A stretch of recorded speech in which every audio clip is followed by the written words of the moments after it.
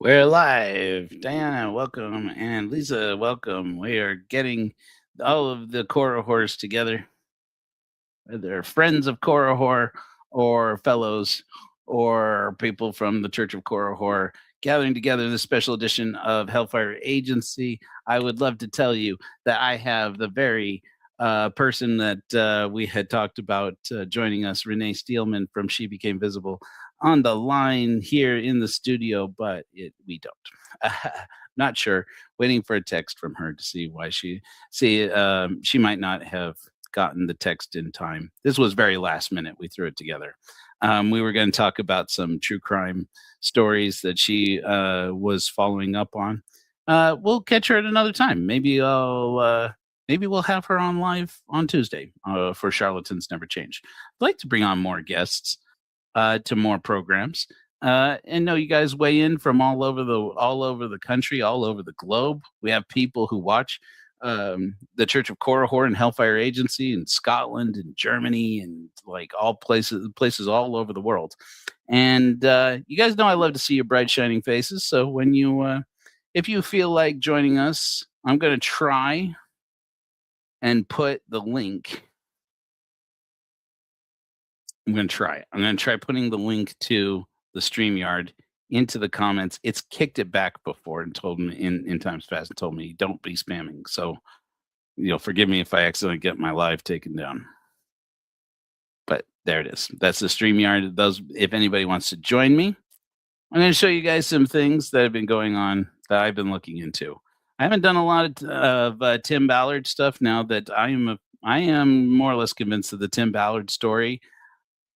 Whew, can I say this with a huge sigh of relief?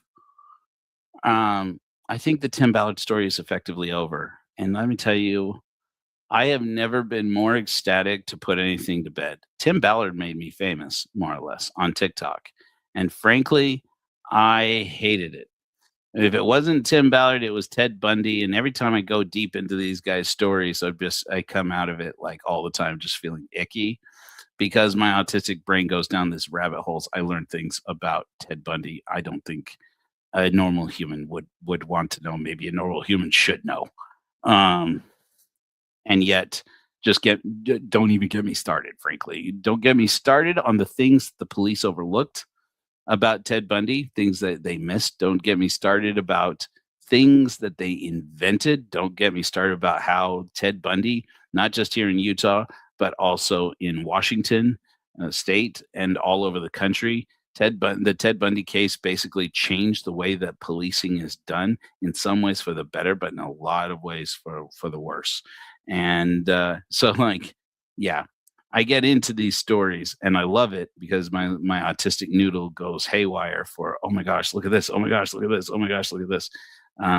But then the longer we get into it, the dirtier I feel, and it can get to an icky place. You got to stay healthy, got to stay brain healthy if you're going to talk Mormon true crime. In any event, I wanted to show you guys some footage. This is raw. I've been capturing some footage off of Mormon podcasters talking about this Nick. Surely you're not serious. And it's dirty. And again, like I said now many times, we have to be able to talk about our past with racism in Mormon society. And this is one of the shows that's been talking, I feel, disingenuously about it. I don't really feel these guys. I just want to say this. Hayden and Jackson Paul, the hosts of Latter Daily Saints, also known as the Stick of Joseph, where they talk about the Book of Mormon, which is called the Stick of Joseph in Mormon, in the Book of Mormon. And I think they're nice guys. I don't think these guys mean any harm, but they need to take responsibility for the harm that they're causing in perpetuating racism that is far too rampant right now in America and around the world. And so I've been calling them out. My hope is at some point we can just put all hatchets aside set it aside for a time and just come together. I'll go live on their show. They can come live on Hellfire Agency. Nick, Shirley, you're welcome to come on to Hellfire Agency. So is anybody else associated with your story, including David, including your mom, Brooke, Shirley. You know, whatever you want. You know, I will bring on anybody to clear the air and have it out as long as we can keep it civil and just talk about it. I think that we can move on from things. We can move past some things here. Okay? I wanted to show a couple of things from a show. Let's do this one. Okay. Yeah. This is Latter-day Saints talking about Nick Shirley. Nick Shirley in this video about Somali-run daycare centers, which is a total farce. It's not true. It's not real. It's total bullshit. I exposed it on Tuesday. By Wednesday morning, they had surveillance footage confirming that I was right. They are wrong. That, you know, that they made all this up. And yet these Mormon YouTubers and podcasters are still perpetuating these racist tropes. And it's insane. So I guess it has to continue. This is the new Tim Ballard. I called it then. I'm saying it now. This Nick Shirley kid, I am devastated because he is so young to say it. But this kid, Nick Shirley, is now the new Tim Ballard. And what people don't know about him is he's being used. I put to you, this Nick Shirley kid is, I shouldn't call him a kid. He is technically an adult. He is 23 years old. But I tell you, he is being used and his head is being filled with this racist rhetoric. And it has to stop. This is perpetuating the problem. I'm going to open this up just to skip ahead again. This has not been preparation. Is something that's completely fake that's built to fool. May not be true, okay, but the story is this: he'd been in charge of a region, and he'd been reporting that it was all prosperous and everyone was happy and it was great. When of course it wasn't. It was Russia, right? So, oh yeah, now I know what you're saying. Okay, so this guy is Dave Butler. People I know who know Dave Butler describe him as a really nice guy. So I'm just going to preface everything that I'm about to say about him with that. Let me just edit this. I'm not loving the way this is laid out. I'll just put myself here for the time being. Okay. This guy, he is a Mormon apologist. So take it with a grain of salt. You know, nothing strictly wrong with that in and of itself. The thing he's doing right now is they have gone live. This was a broadcast they did this week on Latter-day Saints about the swearing in of Zoran Mamdani and how awful it is for America, effectively, because he's a Muslim and he got sworn in on the Quran by Bernie Sanders, who was a Jew, is a Jew. He was a Jew then, is a Jew now, is always a Jew. And that's not getting mentioned anywhere. Very curious. Very curious. In any event. Hey, Songs. Nice to meet you. Nice to meet you. Nice to see you. Songs is a longtime friend of ours. She's a friend of ours. So watch some of this. Okay. Her intention. So okay. He was referring to that. They're going back to the story now while they're talking about Zoran Mamdani, the new mayor of New York, being in a totally non-racist way. Come on, Dave, I don't know you personally. You're welcome on my show to call me out. Welcome to call me out wherever you are for saying this. Some racist shit, man. That's some this whole thing is gross. It's racist. And you know, and white supremacist. And I'm calling it out. You should be too, man. You shouldn't be making this worse. But you're gonna. But I welcome you to call me out and to have a conversation about it. But of course, this becomes an anti-Islamic trope, which is something Nick Shirley. I keep having to not say Fuentes. That's how gross this is. Frankly, so much of what Nick Shirley says and does is so reminiscent of Nick Fuentes that I have to stop myself and say, this isn't Nick Fuentes, this is Nick Shirley. This isn't the Latino. I think he's Jewish on part of his side. I don't even remember. Anyways, this is not the Latino, popular far right winger who has been proud at times to praise Hitler. This is the American. I'm going to go ahead and say white, according to his own descriptions, mostly Northern European. One of the episodes I may show a little bit of here is him talking about how he used myheritage.com, obviously a paid endorsement, to find out his heritage was all from Northern Europe. I don't know that even if I don't think he should have to be ashamed of that, but any of it. Then but it just happened to rub me wrong on the same day that I went to his Facebook page looking to validate a story about Nick Shirley that I still can't be entirely sure is true about his family. And again, he's only responsible for his own behavior, not for what his parents allegedly have done, which is apparently a fraud of their own. We'll find out. I'm looking to validate it. I need more than what I've seen, but it's looking plausible at this point that his parents, Paul Shirley and Brooke Shirley, were involved in a pretty massive fraud here in Utah. In any event, I was looking through his mission photos and found a picture of a castle in Germany, and it said simply that the caption on it said Disney Castle in Germany. And I went, like Disney, like Euro Disneyland or Euro Disney World? That's not. And I looked at it and recognized it. I'm one of these people who, for better or for worse, some people would say for worse, I know a lot about World War II. I looked at that castle and I said, that's not Disney's castle. That's Hitler's castle. That was a castle that a certain young German artist had painted recently when he quit art and he quit painting and chose to go into a career in politics. And I'm like, and I called it out on that picture on his Facebook page, and I'm already getting hate from people going, don't do that, don't say that. I'm like, well, it's true.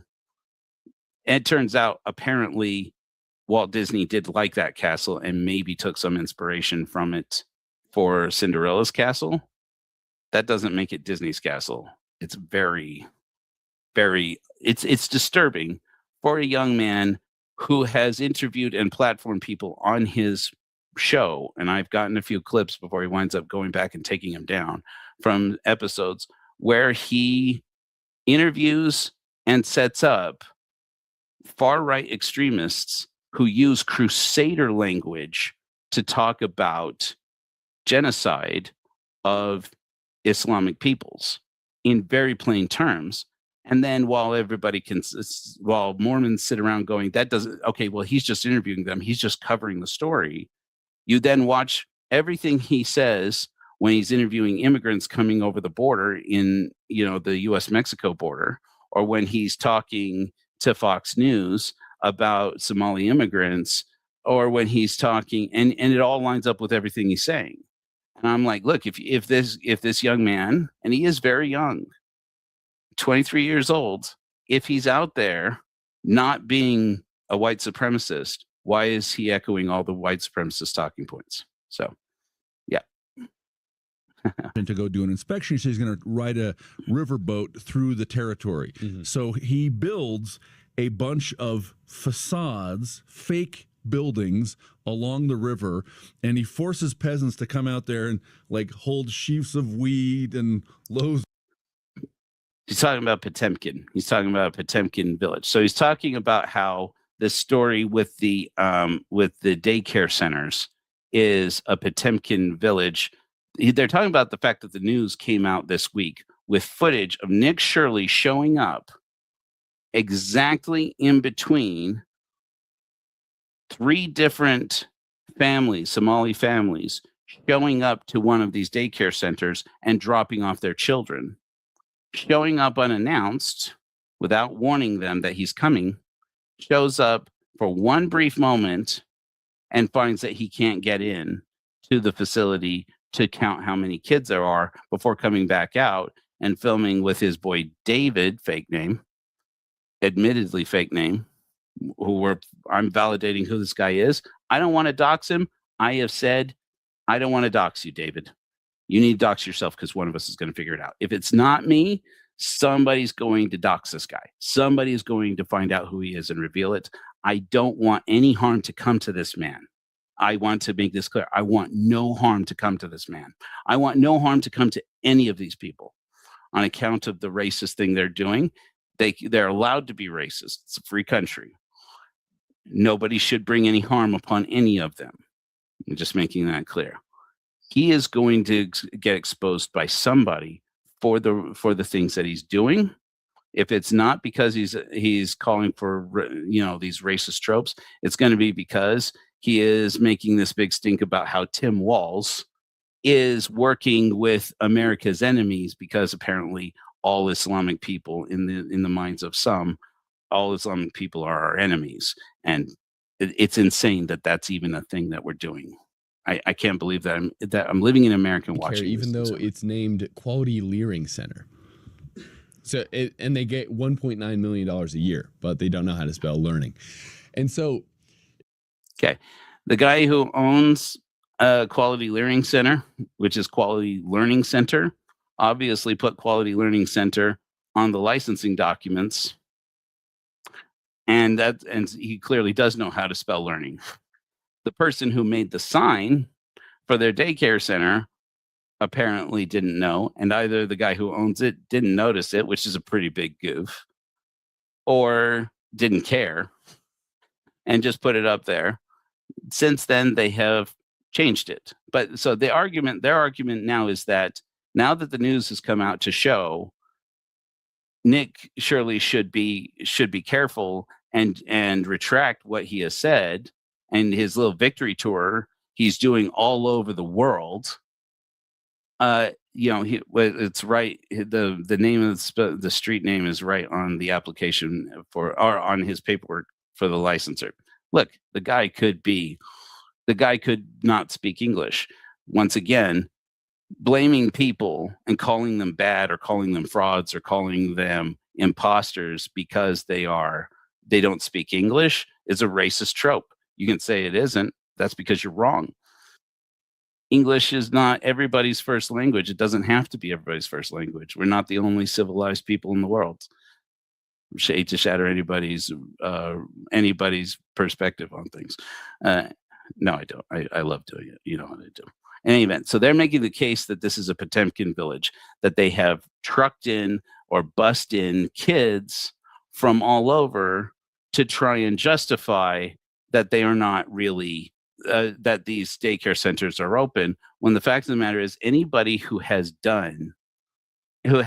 put their kids in daycare in America will tell you, somebody call me out in the comments if this isn't true, is that in today's society, they lock the doors of daycare centers. You can't just wander into a daycare center and say, let me look at your kids, for very obvious reasons. I would hope to think were reasons that were obvious. So because obvious things are not obvious to everybody, I'm just going to just say it. Because we live in a society where people shoot at kids. We live in a society where the Epstein files have revealed prominent, powerful men in our country who have sexualized kids with impunity, and that everybody knows in our society are never going to face justice for it because they are rich and powerful and white. And so, yeah, you can't surprise. Yeah, I don't feel surprised when Somali immigrants or their families, because we don't know that all these people are Somali immigrants, when people of color see a couple of white men surrounded by cameramen, some of whom in some shots it appears are wearing masks to hide their identity, with cameras and microphones, show up to a daycare center and rattling the doors and insisting, let us come in and see how many kids there are. Where are the kids? And you're telling me that you're shocked that these people slammed the door, women left to protect these children and to educate these children, care for these children, slam the door closed and lock it and keep them from coming in. If it was my kids' daycare that you were coming up, sir, and rattling the door saying, let me see them kids, I would hope they did the exact same thing and they got on the horn and call me, and I would leave work. I would leave. I would drop everything that I was doing to come and make your life fucking hell because I'm a good father. Yeah. I'm just gonna say it. So, anyways, here's Hayden Paul talking. I think you're Hayden. Are you Hayden? I don't know. Actually, if you click the next link here, what's happened at least to one. Okay. This is a comment I keep getting. I hate to stop to highlight rando comments from strangers over the internet and don't have the courage to hop in the link and show their face. I'm going to go ahead and take that you don't have kids. How are you enrolling children with no reception in front desk? Okay. You enroll children in daycare, usually by getting referred to that daycare or by calling them and making an appointment. I understand that Nick Shirley claims he called the phone number on the sign and talked to these people and tried to talk to these people, but got the answering service of somebody at the state or something like that. We only have his word to go on, but okay, fine. Yeah, well, my face, not yours. There we go. So there, I don't know how many people just don't understand this because you don't have children. But if you think that any person can walk into any daycare in America and just ask to go and look at their children, I'm glad that you don't have children. Because frankly, that is the most disgusting and horrifying thing I think I can imagine. And if it happened at my kid's daycare, you can rest assured I'd find out who it was. I'd find out who you were. That's all I'm going to say about that. Wishing no harm on anyone. One of these daycares, Dave, is something tragic. Bandits have broken in and stolen money. No. Okay, random person on the internet who does not do true crime content. Hello. Why do you have only this word? You should call them. Don't you want to know yourself? Okay. Most of these businesses, their listings have been taken down. You haven't done this. You don't know what you're talking about. Okay.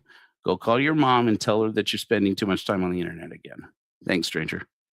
They haven't stolen any money. They've stolen something far more valuable. The kids. The proof that would show that kids are actually enrolled there. They're still talking about these news stories that are proving that Nick Shirley's full of shit. Somebody broke into one of these daycare centers, cut a hole in the wall, and went in there after leaving voicemails. There have been multiple voicemails made into these daycare centers saying, we're coming to get you. I've played them on my TikToks before. I can pull it up and show anybody who doesn't believe them. Believe me, you can also just go and look at it, especially if you look at the local reporting there in Minneapolis. It's pretty clear from the coverage that's going on locally in Minneapolis that these people are being persecuted and they are actually being threatened now. People are sending them death threats. So look, and then all of a sudden, as soon as this video drops, they have the surveillance camera footage of people, other copycats, other people showing up to these same daycare centers, banging on the doors, demanding to see the children. And then when the person behind the door says, you need to leave, I'm calling the police, they suddenly scurry off. And then that same night that happens, somebody broke into one of these daycare centers and stole the children's files and of students who were there. And we already knew that there were students there, as I had said. On last Tuesday, I read through the violations report. Most of these daycare centers, yeah, they're bad daycare centers. And that sucks. That's a reason to put more funding into daycare, not less. It's a reason to put more funding into licensing and into training And but most of these violations have something to do with the children being put into circumstances where they are in danger because because the areas are not accessible, or because they are not, or because they are dirty, or because the kids are not being made to wash their hands, and things like this. Those are violations that don't happen in daycare centers where there aren't children.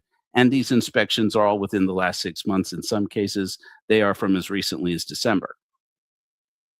You don't have violations about not taking care of the kids if there are no kids. And that's not the records at the daycare centers. It's the records of the state licensing agents who are out there doing the inspections. Oh, of course. They stole the registration. The registration.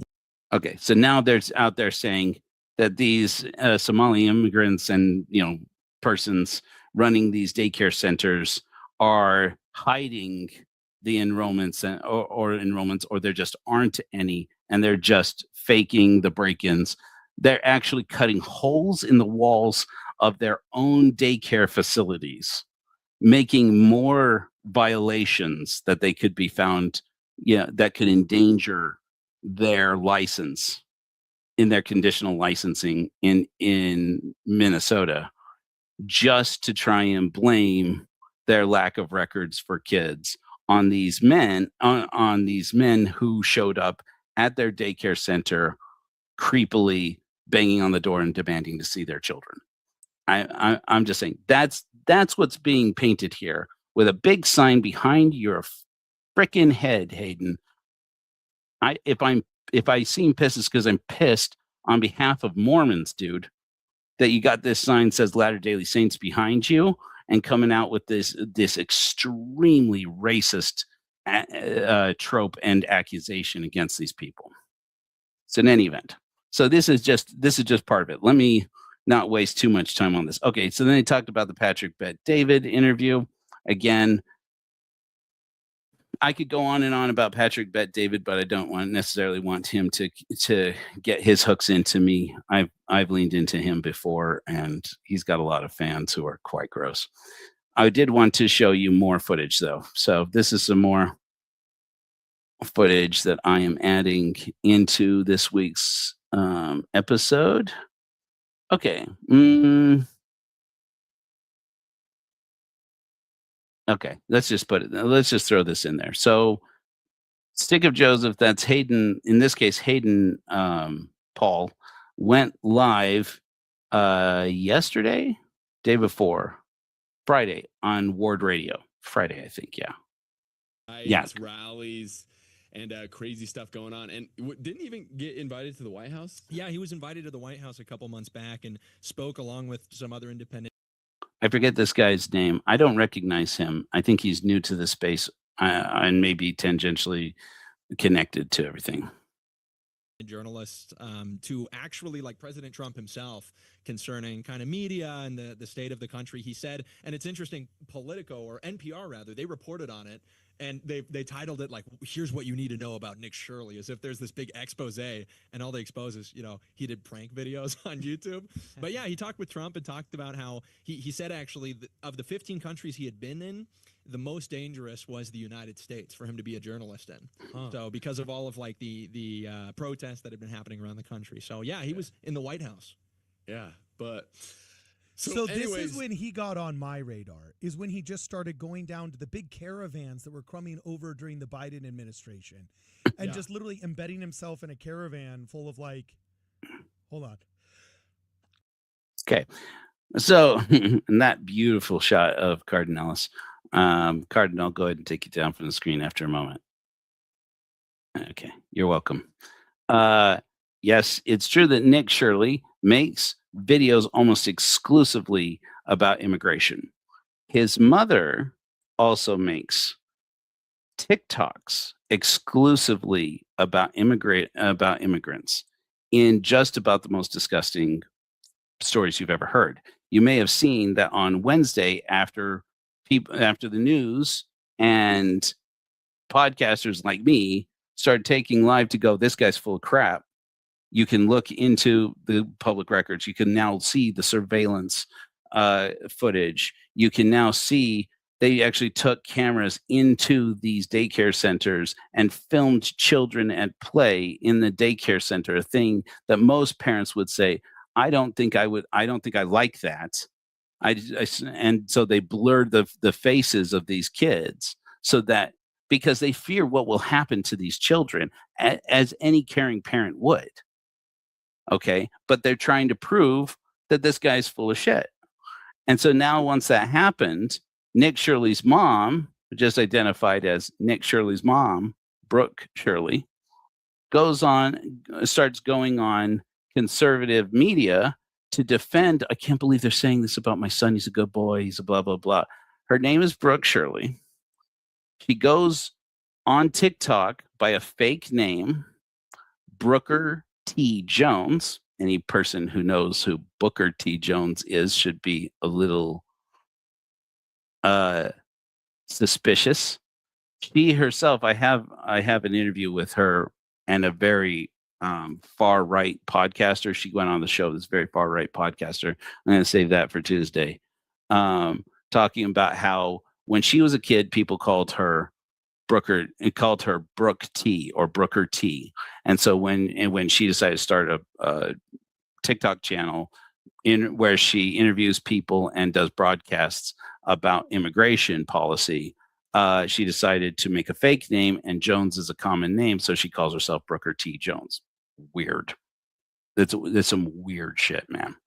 But anyways, she's taken off. She's become very popular in the conservative circles, going out there, going live or doing interviews on TikTok, saying some pretty racist BS about immigrants. One of the stories, and basically now that her son is back from his mission, about 2 years apparently, from Chile, she has started to take him along, and she talks about this in multiple interviews she gives with Newsmax, about how she now travels the country with her son because he speaks Spanish, and has him go live on or make videos. I don't know how often he goes live. I don't think he actually does live.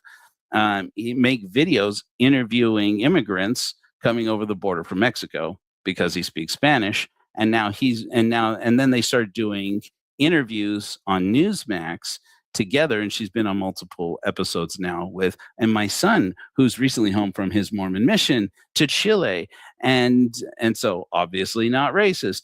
And then she has him open his mouth, and frankly, he looks like, I mean, his early interviews, maybe he's just nervous, and he is still quite young, and this is going back a couple of years. They've been doing this since at least 2022, I want to say. 2023. They've been doing this. He looks like he's a prisoner, like he's reading a prepared statement. And then he's gotten better and better at it. Now he does interviews on his own, and he says some pretty marginalizing things about marginalized people. And I'm sorry, but now, young though he is, he's an adult, and now he gets to be called out and he gets to face the backlash for saying racist shit. So anyways, and now the Mormon podcasters are coming out to defend him. I'm just going to call this out. Cardinellis, you're welcome to, host of whatever this program is now. Former host and showrunner of Tits, which that's what they call it. That is called This Is the Show. They were proud at one point to abbreviate it as Tits. I get it. I have a crass sense of humor, sometimes referred to the Church of Korihor as cock, because I think it's funny. And I didn't think about that when I filed the paperwork and called this the Church of Korihor. But I get it. Okay. Cardin, you're welcome to call me out. You're welcome to face me directly. I'll do it. And we can have a civil conversation. I actually think you are one of the people who's capable of having a civil conversation, even though I don't like you. I've called you out multiple times for misogyny. I've called you out multiple times for saying some very prejudiced things.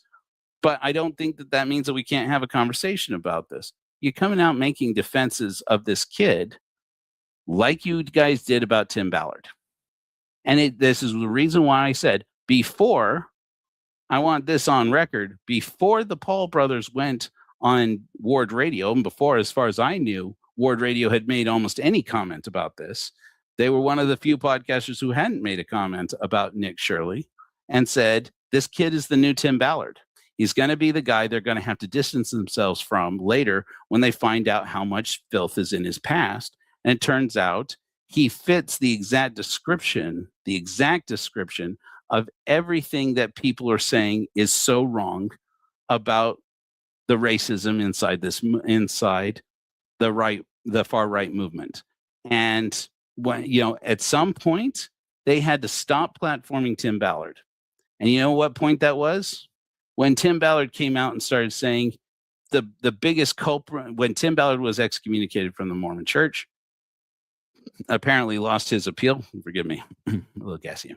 Apparently lost his appeal to be rebaptized into the Mormon Church, and now has come forward to say he's going to expose the Mormon Church as being at the center of the real trafficking, in spite of the fact that all he has managed to do is to fall from grace and lose every friend he has in the Mormon space, as it became more and more clear that everything that used to defend Tim Ballard about and say he's not this, he's not that, he's not trafficking people, he's not sexualizing his employees, he's not, he's not some extremist in the Lori Vallow cult, the Mormonism inside prepper cult. He's not any of those things. And now they don't want to talk about it, because it turns out everything we said about Tim Ballard from the beginning was true. And it's just getting proven over and over again. So now they need a new Tim Ballard, and this kid's going to do it. Look, I don't think that this young man, I don't agree with him on most things, but I think he's too young. I think he's too young to be your new Tim Ballard. And I think that you guys should let him off the hook. And I fear for this kid when he has to look back later in his life and realize how far indoctrinated he was into this extremism. So let's skip ahead. They talk about, well, let me just show. I'm just going to choose some random moments here. This is the point where I bought a super chat. To the best of my knowledge, I don't think they ever actually read the super chat. Actually covered a story in Utah. He covered how Utah had kind of secretly and quietly become a sanctuary state, and did some coverage about, like the driver privilege car. And that's when they played an ad on YouTube. Let me play you another clip from another video.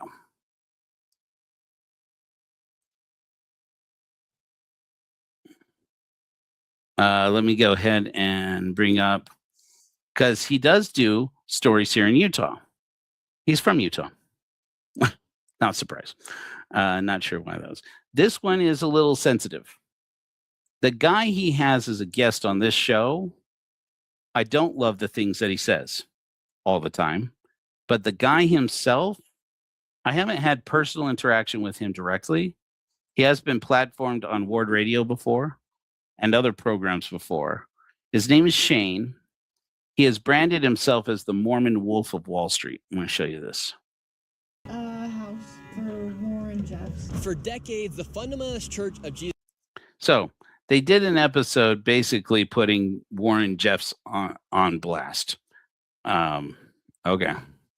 And they talk about, and it's interesting to me because once again, you have these shadows of Mormonism and Mormonism's dark past coming up again and again.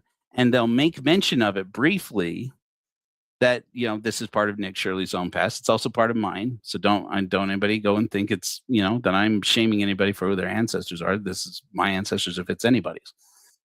And, but they label all these things. They're so shameful and awful about Warren Jeffs and don't make any mention of Joseph Smith did all of this, or they do. And then they don't want to talk more about it. But anyways, I just want to preface this by saying that his guest on this, he branded himself as the Mormon Wolf of Wall Street. He rose to some prominence in Mormon society when he wrote a book about how and I wish I remember the title of the book, when he wrote a book about how he reconverted to Mormonism while he was in prison for fraud.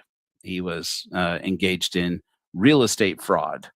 here in Salt Lake City. Leader Warren Jeffs at one point was on the FBI's most wanted list and now leads his church from a prison cell as he receives his revelations for what is left of his 80 wives and the remaining followers as he serves a life sentence after he was convicted of sexually assaulting 2 underage girls whom he considered his spiritual wives. Today, I'm taking you deep into the FLDS. And joining me is a fellow member of the original LDS Church, the Church of Jesus Christ of Latter-day Saints, who is a host of a popular podcast called Zion's Media, who will help explain in depth the history of the FLDS. And before I entered into the FLDS capital, I wanted to know my history as I am from Utah and have been interested to know where my history comes from and see if I have polygamy in my family tree like most. He does. Not a big surprise. So Shane Baldwin, you saw there, had Brian Hales on Zion Media before. Zion Media has not always been considered a fringe podcast.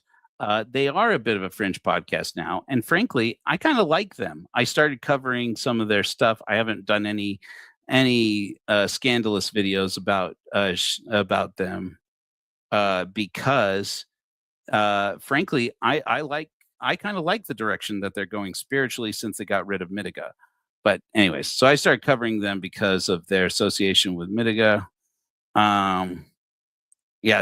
This is the video I was talking about in sermon just a few minutes ago about my heritage. Apparently, they got paid to cover my heritage, and oh, excuse me, sorry. I recently found out that I can do that and mute my microphone. Sorry, I'll do that in the future. It turns out my heritage is really shady. Anyways, so this is the part of the video where Nick shows off that announces that all of his heritage is from Northern Europe, as if that's not something we would expect. Tracking down my family's past, and after thinking I was clear of polygamy, I learned that my great-great-great-grandpa had 4 wives. Yeah, learned that from myheritage.com. Yes. Sorry. Anyway. Well, number one, the LDS no longer practice polygamy. That's okay. So this is Shane, again, who I kind of like, especially since he basically kicked Chief Mitiga out of their midst for being abusive. This is my interpretation. Shane, you're welcome to correct me, for being verbally abusive of their people. I gained a lot of respect for Shane when he did that.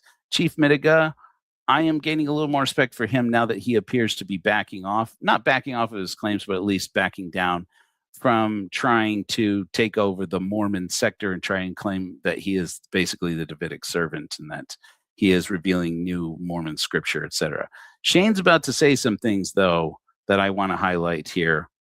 This is how Nick Shirley is uses interviews with other people to say things and put on them to say things that frankly are sketchy.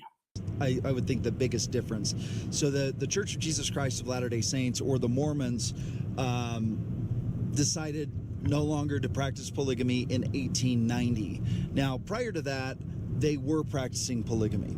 And so polygamy was instituted in the late 1830s in the Mormon Church. And by about 1890, it was a disaster. You can imagine it's a problem. Ultimately, what happened is there were some people that were like, hey, I kind of like this polygamy thing.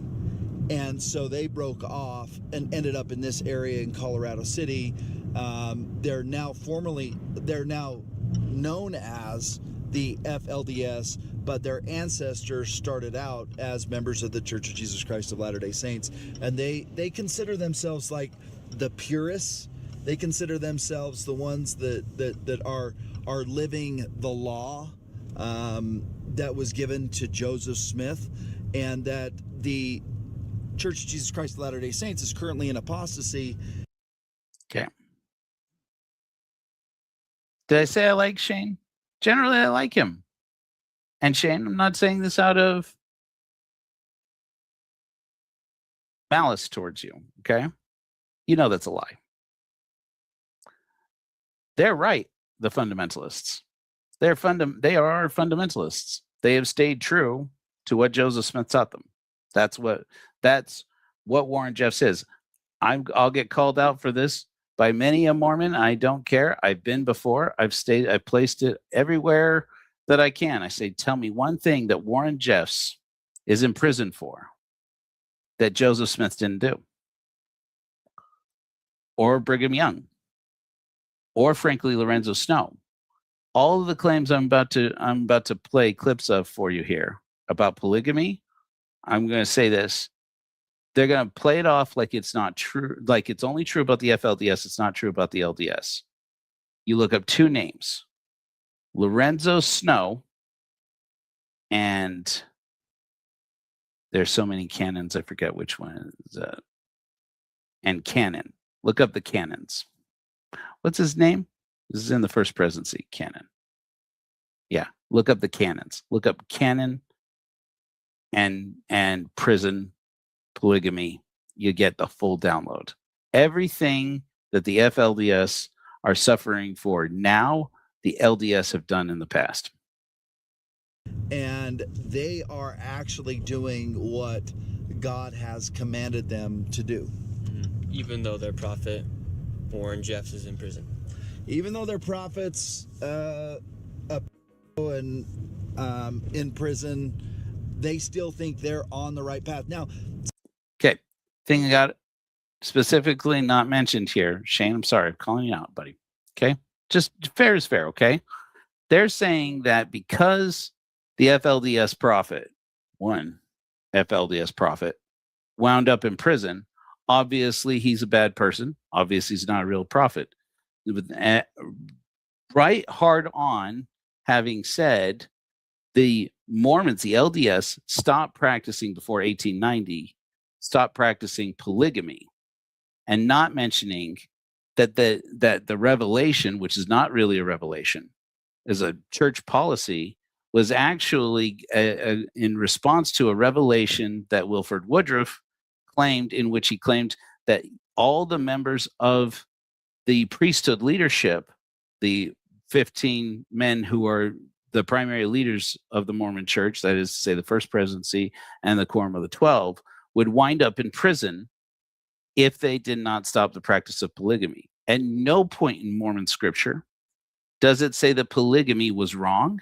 At no point in Mormon scripture does it say that polygamy is no longer the law, and that is something that Mormon prophets have leveraged since then to practice another form of spiritual spirit wifery when it comes to being sealed to additional wives after their wife has passed away, which shouldn't be a controversial thing. People get remarried inside of Mormonism. It is still covered under this brand of polygamy. And so because in Mormonism, polygamy never really went away, it stopped. It was announced that they would stop practicing. Wilford Woodruff, the prophet, announced they were going to stop practicing because he didn't want all of them to go to prison. Then, and he was lying when he said that, because he went on personally to marry more women and to marry more women to other men. He just went and did it in secret. And they continued to practice it anyway, well into the 20th century. And then it had to actually stop the practice when they got caught.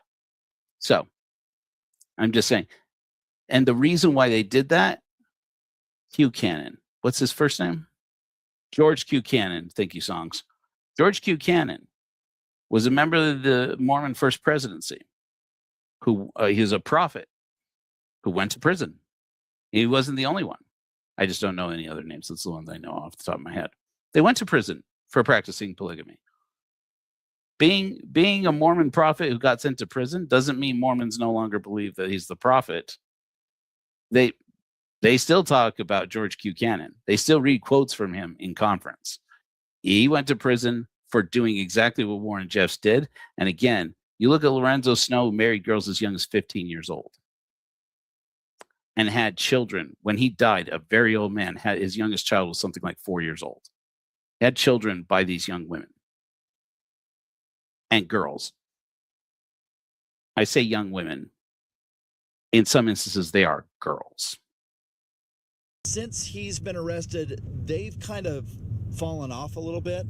But in 1953 is when they really started to come to gained some traction, and by about 1986, they formally organized as the FLDS. And before we went into Warren Jeff's old stomping grounds where he used to house all of his wives and children, we headed into town to see if anybody is still practicing polygamy and if anybody is still following. Long story short, and again, I'll probably only keep a few of these things in there. What they do is they go through and they do exactly what they did in Minneapolis. They go to this building that is very clearly an apartment building. Yes, that appears to be a renovated house of Warren Jeff's where he would keep his wives. Gross. And they go knocking door to door. Turns out it's not very popular to live in Warren Jeff's old house where he kept his wives, but some people are forced to live there. And Shane even mentions about one of these women, this woman who answers the door, that they finally find somebody there, that she doesn't look, that he has a dark feeling, that the spirit, that there's no spirit there, or there's a bad spirit there. He can tell there's a bad spirit there, meaning that she is probably, that she looks like she's very poor, or like she's on drugs or something like that, which is another thing that's not mentioned enough about Colorado City. Wish you guys would. That in this region, I'm in southern Utah now. I've actually thought about doing some content of my own in Colorado City, because there is some interesting things developing out there. That there's a lot of drug use there. I mean, a lot of drug abuse, and inside the FLDS, drug abuse is not uncommon among the men in the FLDS church. So, just bringing that up. I'm surprised when it doesn't get brought up more. Like apartment. What was this place? It was a house. Oh, it was, wow. It feels like a church or something. For Warren Jeffs. Somebody should look into this. It says it's sober living, but she just said it's apartments. Just apartments. And she looked like she was like not doing well. Personally, she was all like huddled up in a blanket. It smelled weird in there. Like, I got bad energy. Yeah. I got heartburn right now, and so I haven't been able to validate this that it's actual sober living, but if you know, sober living establishments, they're a pretty mixed bag. A lot of sober living establishments are frankly sketchy. I'm not going to say much about how much I know about that, but I know a little bit. I know enough. I know enough to know a lot of sober living establishments. Everybody's high, and it's a problem. But to go and it's a problem that we should talk about.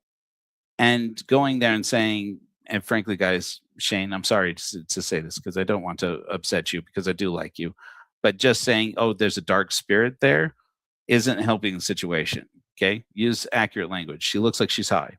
If this is sober living and it looks like she's high, you don't have to report her or shame her, but it at least is a reason to have a conversation about, we don't do enough to support people who are addicts and people who are unsheltered or shelter insecure because they're addicted to drugs.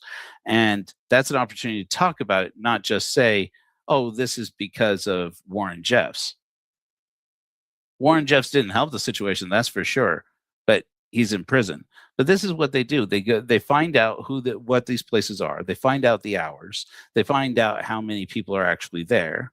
And then they go and make content by filming there when it's off hours, or when when enrollment is low, or what have you, and paint an image about, oh, there's this tremendous amount of fraud going on. But that's because they need eyeballs. It is YouTube. Nobody knows that better than I do. They're making a story, and the story is, this is what Warren Jeff's style of polygamy will bring a town to, will bring a society to, and not paying any attention to the fact that that's how this whole state was built, dude. That this is the story of the LDS, if it's the story of anyone. And they have bastardized that use of that word by saying, this is Zion. Here, come live in this compound, have many wives, lots of kids, and this is God ordained, and this is what they would call Zion. For me, this feels like hell. Okay.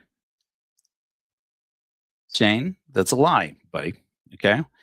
You know as well as I do, I would hope you know as well as I do, both of us being from the Morridor, that everything that Warren Jeffs and the FLDS claim is Zion, their place of refuge from the world, is exactly the way the LDS described it in their own establishments in Ohio, in Missouri, in Illinois, and here in Utah, and Arizona, and Idaho, and Nevada, and Southern California, and Wyoming.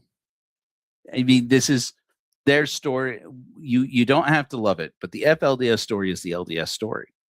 This is the difference is they went back to practicing it the pure way, and everything. Again, I just say it the way I've said it before. Name me one thing that Warren Jeffs is in prison for that Joseph Smith didn't do, or Brigham Young, or John Taylor, or Lorenzo Snow, or Wilford Woodruff. Polygamy is not something we have to make excuses for.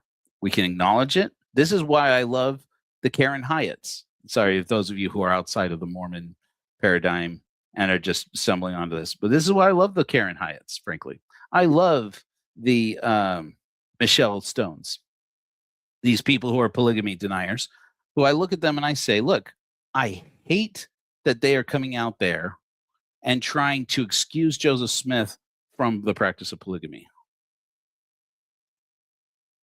I'm getting messages that I need to be working. They're trying to excuse Joseph Smith from his own polygamy and his own practices because they want to believe in Mormonism. They want to believe in the Book of Mormon, in spite of all the racist things that are in there, in spite of all the very misogynistic tropes that it has pushed, in spite of its marginalization. They want to protect it.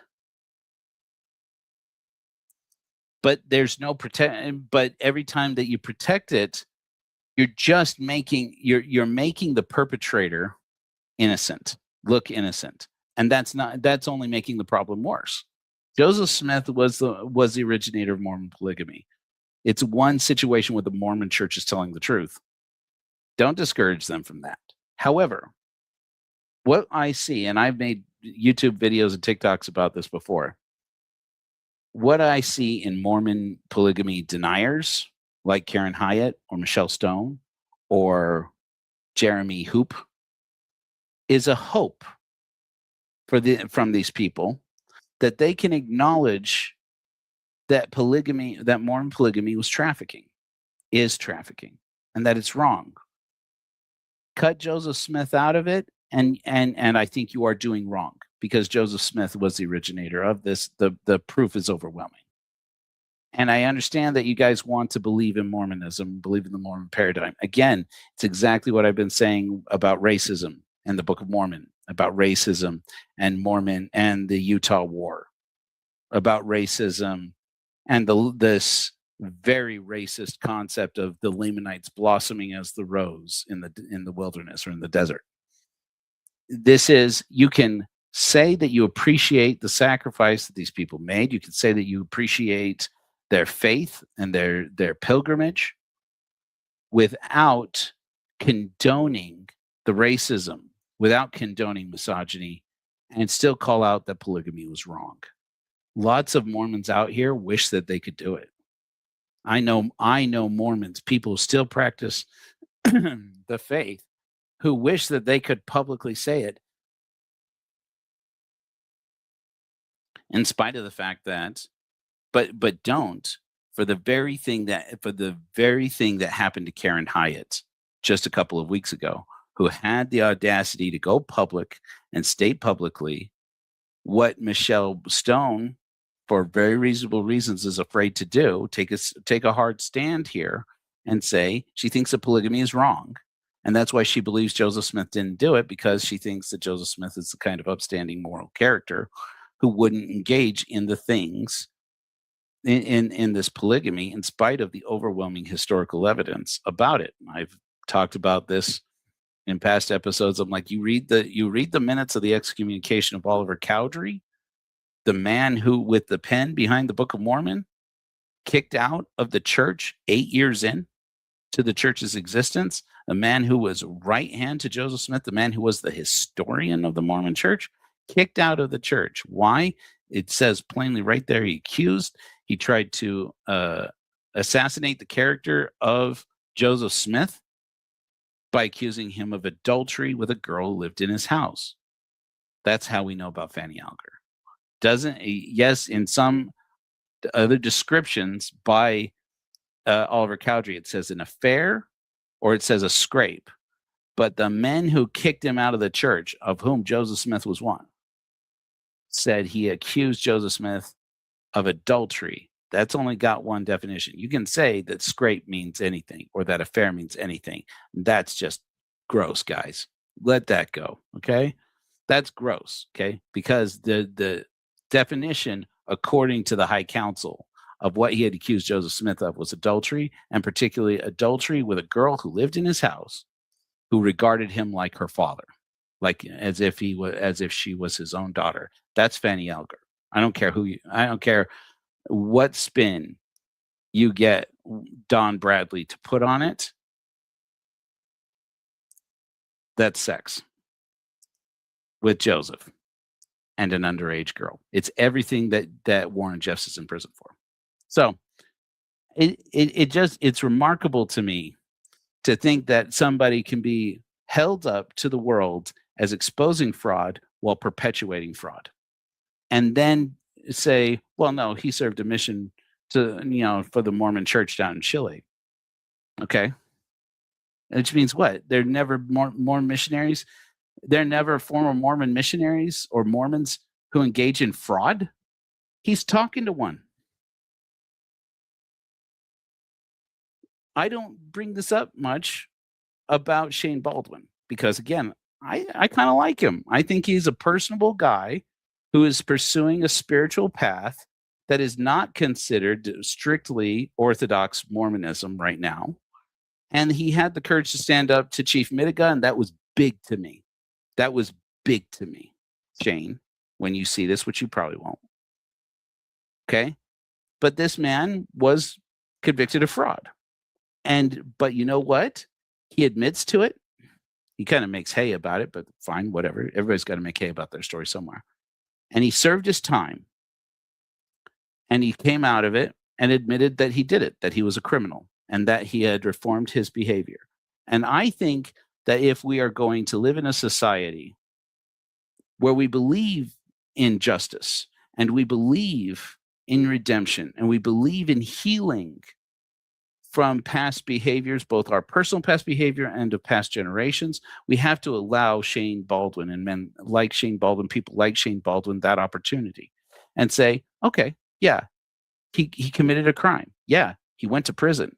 Now he's out there saying that Warren Jeffs can't be a true prophet because he went to prison, because he's in prison.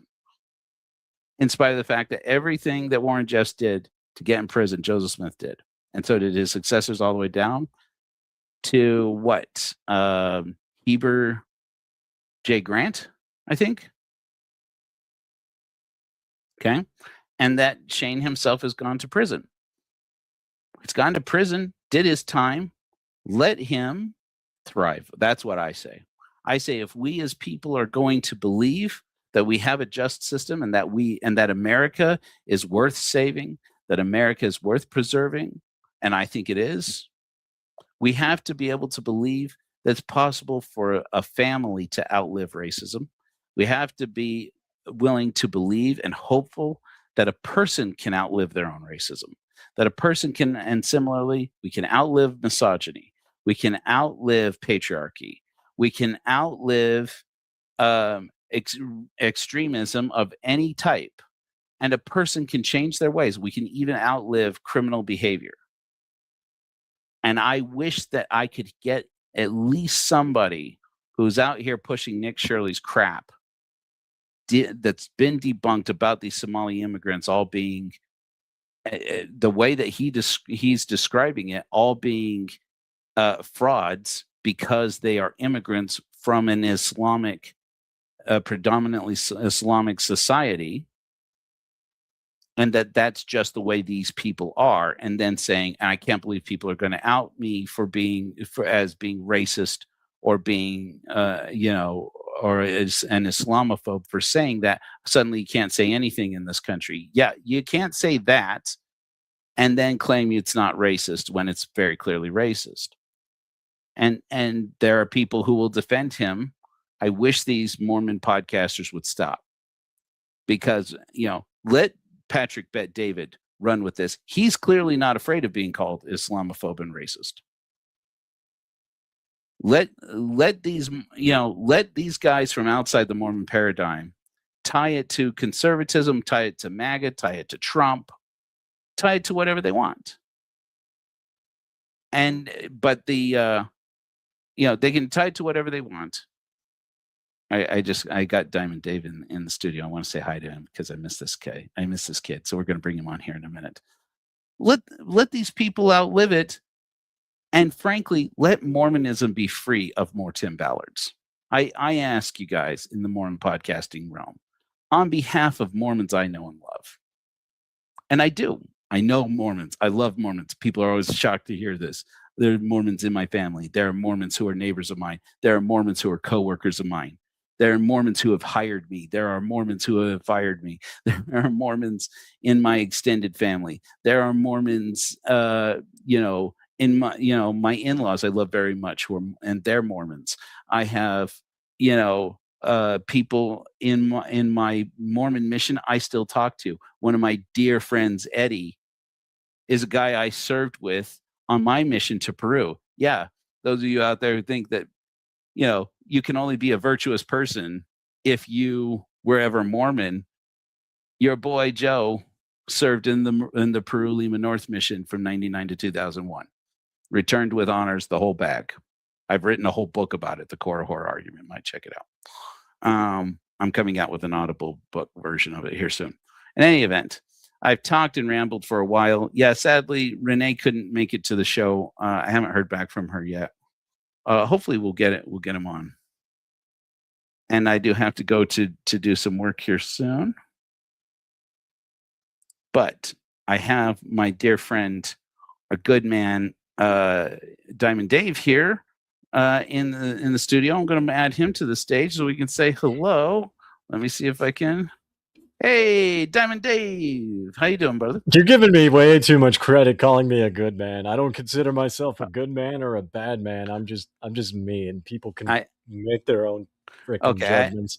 I disabuse Diamond Dave of the accusation that he is a good man. This man is an asshole. This is something I've encountered. I don't know. This is something that I've encountered, especially in the Exmo community leaving the church. It's like everyone, when people leave, they've got their own moral structure now, right? They have their own moral structure. They have their own ethical structure. Sometimes I fit into that, sometimes I don't. And then some of my views that don't even apply in America are just kind of mind-blowing to people. But songs, what's up? Yeah, so it is what this is. This is interesting. You've talked about this before, Dave, is that you came to, you're not from America originally, is that right? You were born in India? Yeah, well, I'm a dual citizen of the United States and America. So I spent most of my life in America. My father's from England. I haven't really been to England since I was a kid, and I have a British passport, but that's literally me as a literal child. But my American passport is the long hair and the beard and how you know me now. So, but you were living in the Midwest, right? When you came into contact with Mormonism, is that? Yeah, I was actually, and here's the thing, because I saw someone talking about the Somalis in Minneapolis. I was in Minneapolis. I've seen the George Floyd riots. I actually went to the mosque of Mahmoud. How do you pronounce his name? Mahmoud Ambalaya, I think it is. No, he's the owner of Cup Foods that called the police on George Floyd. I've been to his mosque. I was friends with him. I was friends with him on Facebook. Yep, he goes to the Brooklyn Park Mosque. So I've been following the whole Somali daycare meme thing. And I want people to understand it's not just Somalis, right? Because everyone's like, oh, it's the Somalis that are doing this. If you go to Minneapolis, you can register a non-existent address as a daycare. I've seen white folks do this. I've seen black folks do this. I've seen Asian folks do this. I was a branch banker at Wells Fargo in Minneapolis, and there were people like, I want to open a daycare business, and they have the appropriate paperwork.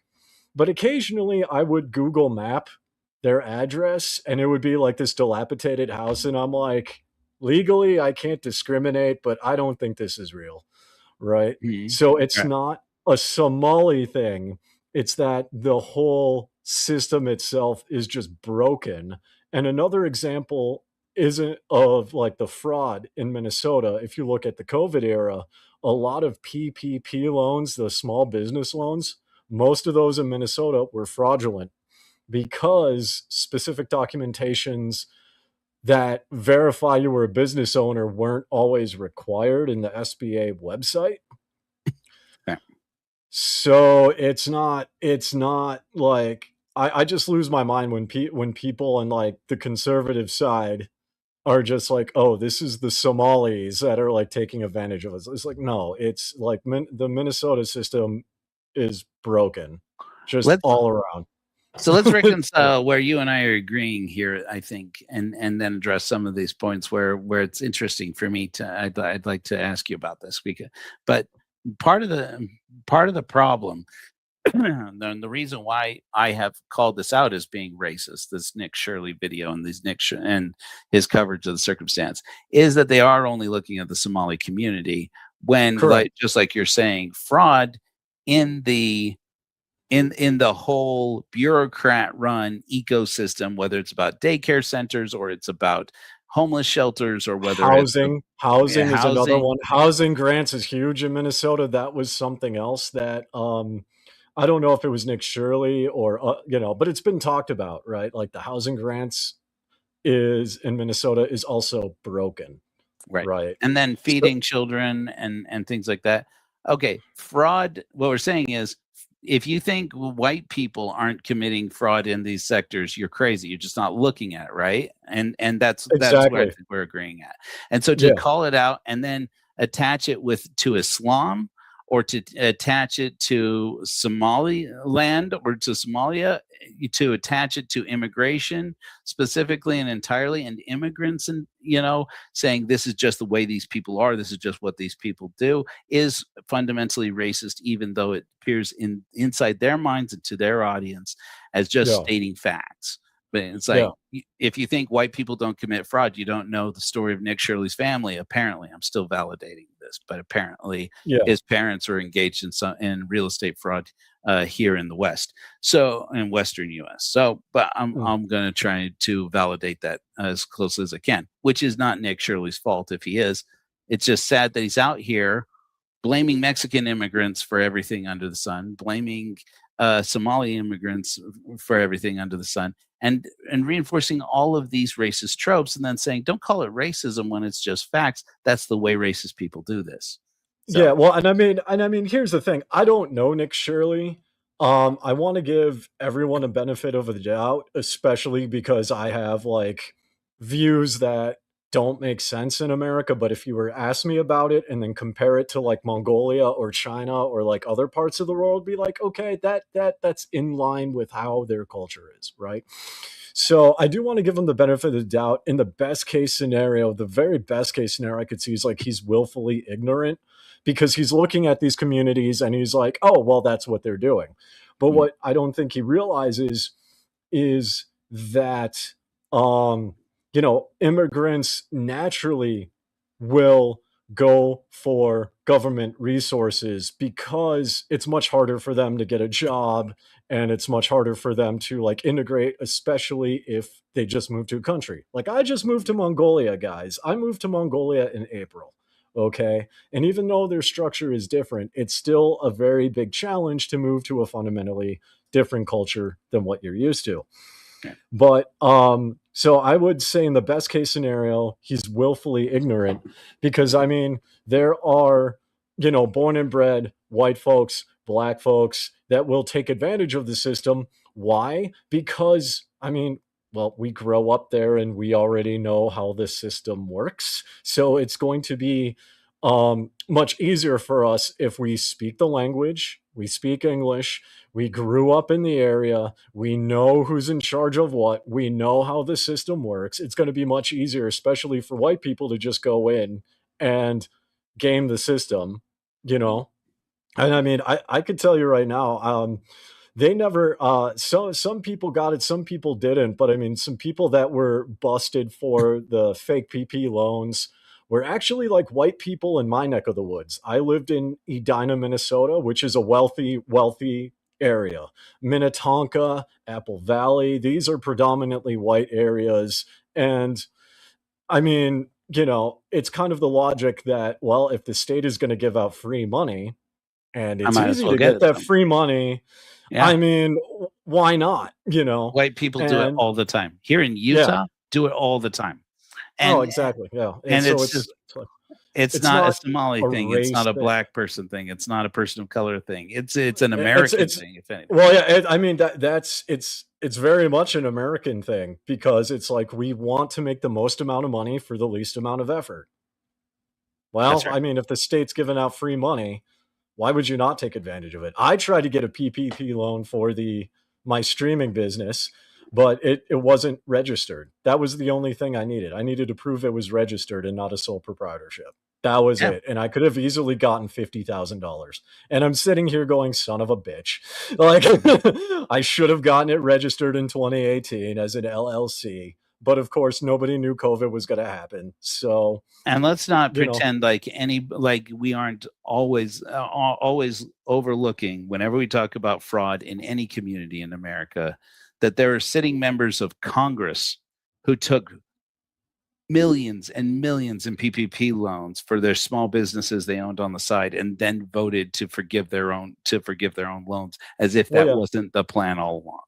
Well, and what a lot of people did, and this, I'm going to be honest, this is my strategy, because it's technically unethical, but it's completely legal, right? So from a legal perspective, let's say my streaming business is registered, right?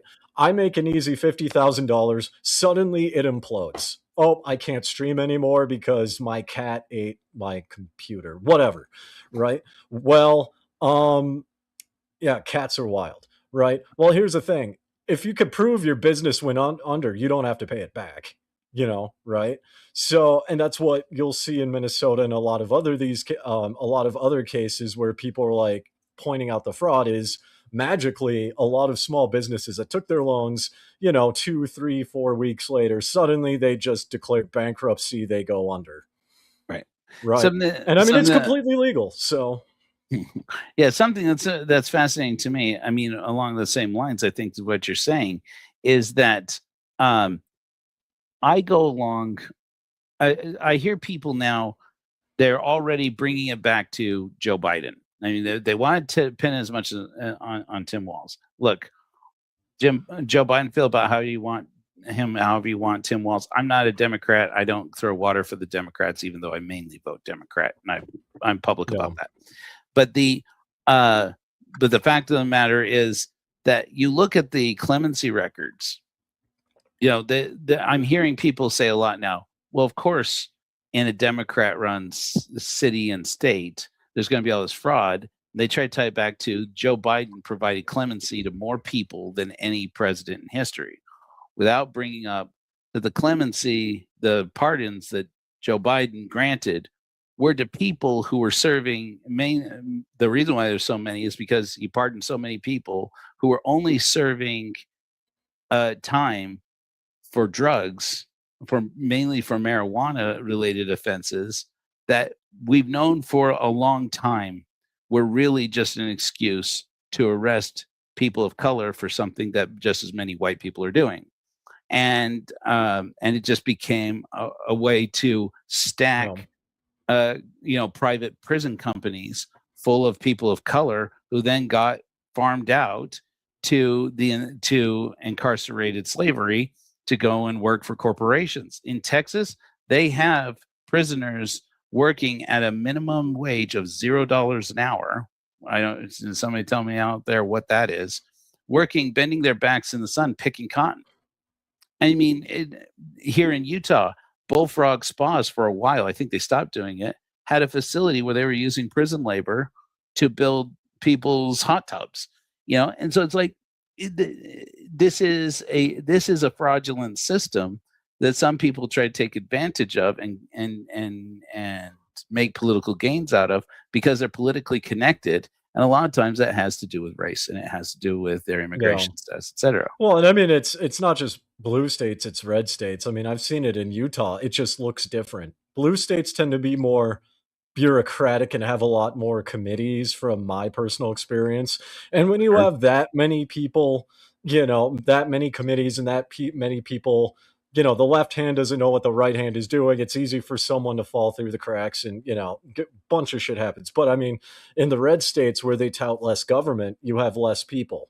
Right. So all it takes is you look at the Mormon church or you look at like a red state like Utah, you only need 2 or 3 people at the top who are like buddy, and then they run the thing and then they just farm everything.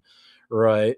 It's the same fraud. It's just slightly different in application. Right. Right. I mean, you look at states where they decriminalize marijuana, crime goes down, it drops off a cliff. Here in Utah, we voted to decriminalize a predominantly Mormon state, like other predominantly Mormon states or largely Mormon states like Arizona, voted to decriminalize it. And then it was the Mormon church called in and got our state government and the member who are mostly Mormons and told them, look, this is not right. It's people who are opposing the church and opposing God. And then lo and behold, we vote to have marijuana decriminalized in our state, and guess what? Now it's back on the books as illegal, and or at least medical card only, etc. There are games being played all over the place. Now, look, I do think that Nick, I keep having to not say Fuentes. What, Nick Shirley? Shirley. That's what you said earlier, anyway. Yeah, it's Nick Shirley. Yes, but Nick Shirley uncovered, quote unquote, in those daycare centers that he went to. For the most part, it does appear that he was lying, that they're actually running daycares. Now, I know enough about daycare centers. First of all, to know in America, you don't drop your kid off and expect to bring them into a daycare center that's not locked. Not in post Sandy Hook America, right? And so these people who go and rattle a door and anywhere in America and say, I can't believe it's locked. If this is a daycare center, why isn't there somebody at reception there? It's like, because the reception isn't walled off from where the kids are, because it's supposed to be a safe environment for kids. And we have hardened all of these places. They do it at schools. Go to a public school. You go shake a door at a public school and then peer into it and bang on the door and say, where are them kids at? I don't envy you when the police arrive, and likely are already there. So, this is, and so to then make videos about it and say, well, you see, they're all fraudsters. It's like, you don't know that, you haven't proven that. And now it's been debunked. Now, does that mean that you bring up an important point, Dave, that I haven't brought up yet. Does that mean there isn't fraud in the daycare system in Minneapolis? I don't know. You apparently do. Yeah, there's a lot. There's a lot of people talking about it, and there's even a meme going around, and this is where a lot of it, at least anecdotally, what I've seen, where it started with the community, was it's a picture of like a Somali dude wearing a baseball cap, big glasses, goofy look on his face, and he had a daycare center. And when he was asked to prove it, he said a burglar broke in and stole all our paperwork. Now, I mean, okay, but nobody buys that, right? But people take that and be like, see, Somalis, their daycare centers are like this. And I'm like, no, you just happened across one Somali who's an idiot, right? That doesn't mean all Somalis are bad. That doesn't mean all Somali daycare centers are like this. Doesn't mean all daycare centers like this, regardless of color. That one person who happened to be Somali is just a moron and couldn't come up with a better story. That's all you've proven. Well, and for all we know, it may be true, but because here's the circumstance. I would be inclined to say, we need more evidence on this, that somebody broke in and stole the students' records from this. If it wasn't in the same report as this local reporter, not some Nick Shirley out there, an actual journalist, played the voicemail recordings that these daycares were getting of people shouting and swearing and about we're coming to effing get you. You better look out because we're going to get you. And it's like this sounds like people, and then showing footage from surveillance cameras of people walking up and banging on the doors and shouting about we want to see these kids or we're going or we're going to what and in mobs, in armed mobs showing up at these places and then not going away until somebody inside says you need to leave or I'm calling the police. And then all of a sudden that's a system they have respect for. They're like, oh, and then they run off. Yeah. And I mean, those are very valid cases. And, this one guy who became a meme, and like, to me, it doesn't pass a smell test because apparently from what little I've seen about this one specific person claimed he had like hard paper copies, but not electronic copies. And to me, that's interesting because as a banker at Wells Fargo, in order to process any LLC or any corporation, in order to get like a bank account, we have to go online and look at the Secretary of State and make sure it's a registered business online. This one person could not produce online records of his business, which to Maybe me I don't know does which not one you're make sense. talking about. Is this ABC Learning Center that you're talking about? I honestly don't know. This is like just a meme that I saw. And I saw people talking about it. It maybe, I don't know, but I don't know. I mean, point is, this one case shouldn't have been the meme that everyone jumped on and be like, see this meme? We need an investigation. Right. And the thing about, I talked in sermon today about Riley Gaines. Riley Gaines is a trip all in herself. I don't expect you to know who that is, Dave.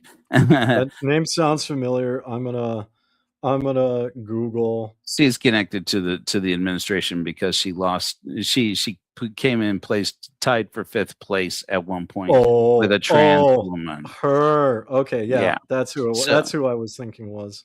She made a TikTok saying, you know what this whole thing in Minneapolis with daycare centers has, she's basically become a shadow voice piece, a mouthpiece for the administration, which, okay, whatever. There have always been people connected to presidential administrations, Democrat and Republican, whatever. I'm not saying that, but she's become like a de facto spokesperson for the administration in saying some of the more controversial things because she has bought hook, line, and sinker into this system that is platforming her as having been wronged, for tying with a transgender woman, but without making as little mention as possible that was in a race where they were both beat by 4 cisgender women.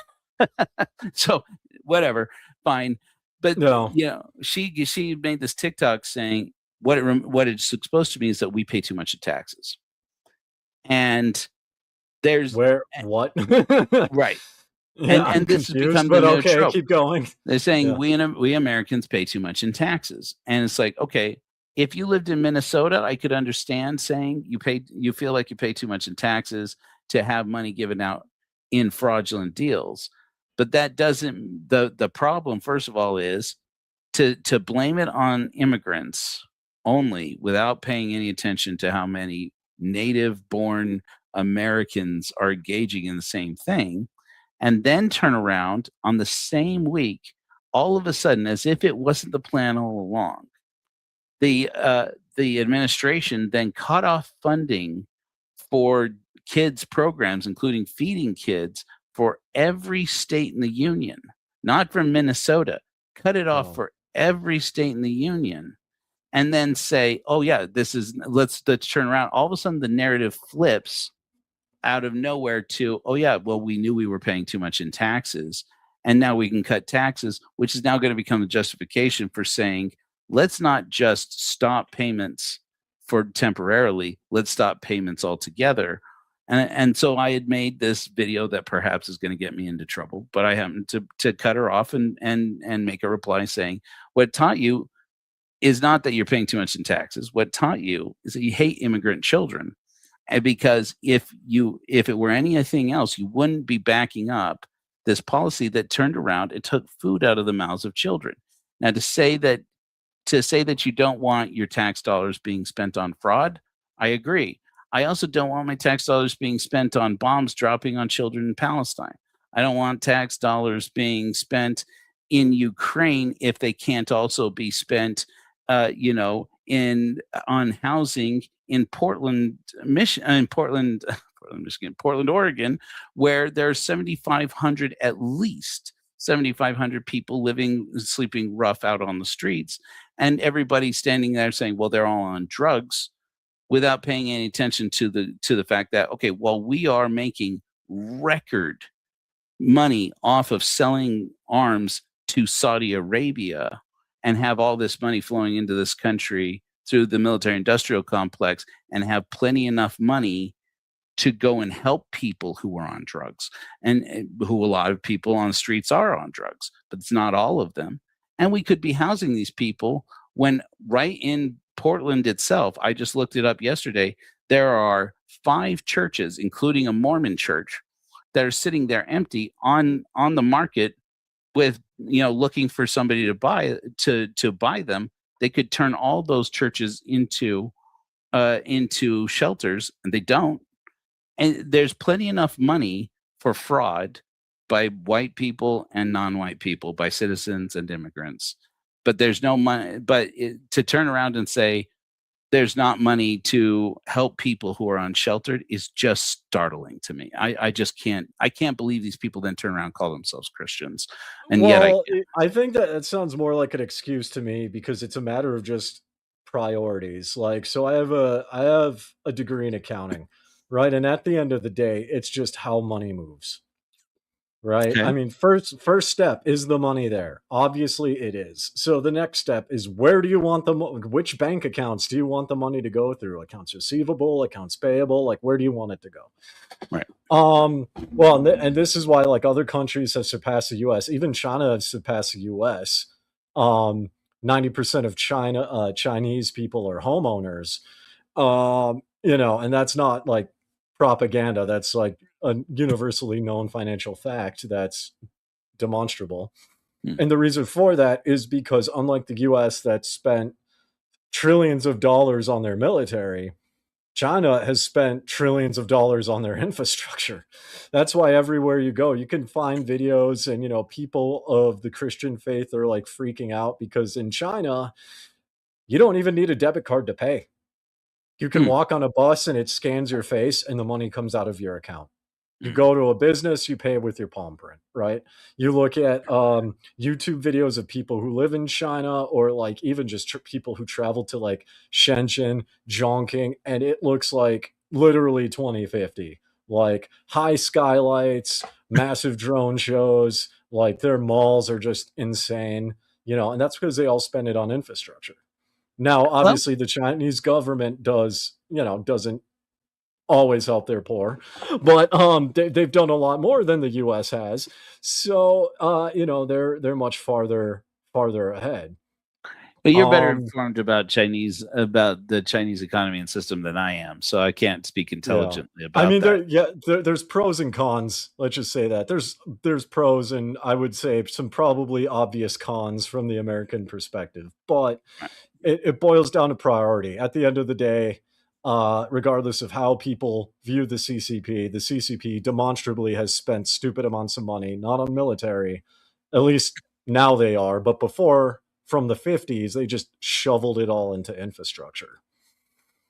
Yeah, so like people, there used to be a thing here in America, people talked about European style socialism, which was meant as a way to kind of lump the former Soviet Union in with the policies of Finland and Norway and Scandinavian countries, as well as with Britain and Spain and Italy, that had these pro-union and frankly kind of new age socialist policies that show that collectivism, quote unquote, can work.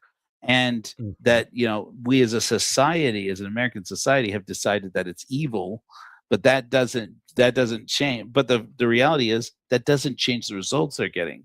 Like, I think it's Finland is using housing first initiatives to project that they will soon, I think it's like something like by 2030 or something like that, that they're going to put an end to unhousing in their whole country. Now, it's a small country, but the studies they used as the basis for starting those housing first programs were experiments done in New York. They were American housing first ideas and concepts and organizations that now that we've been able to see. I think I can, I wish I had data to show this to you because I wasn't planning to do this here, but they're trying to shame housing first policies in America now by saying we've tried it and it doesn't work. But they tried it in New York and it was successful enough that the Europeans picked it up and said, here is what works and doesn't work about it. And now it's obviously working, and they're using it to get people off the streets and get them back into the economy, and it's helping their economy flourish. People don't remember this when people talk about how many billionaires. Well, our capitalist country is the one that makes billionaires. Scandinavian countries have more billionaires per capita than we do. They are, they're creating billionaires left and right in these Scandinavian countries, and millionaires in high net worth. Well, I don't know about IQ, but no, there are people locally in these Scandinavian countries. It can feel a little big brotherish to some of us in America, but they invest in businesses locally. And when there are people in the society who don't have money, they make opportunities for those people to get money. It's easy to point to that and say that's just making them lazy. The fact of the matter is, here in America, we do the same thing. We just make it illegal and call it fraud.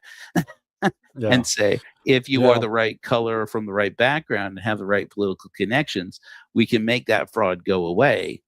And but I was saying this about Biden. No, I'm sorry, I'll let you finish what you're saying there, Dave. But and I mean, like, I do agree, and I mean, I do like the Scandinavian model. I think, and this is something that I wouldn't say is necessarily a criticism, but it's a point that should be talked about.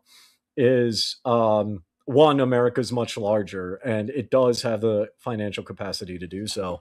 I think the fundamental difference, though, and I'm not sure how this quite would work, is if you look at like Norway or Finland or Sweden, the population's extremely homogenous.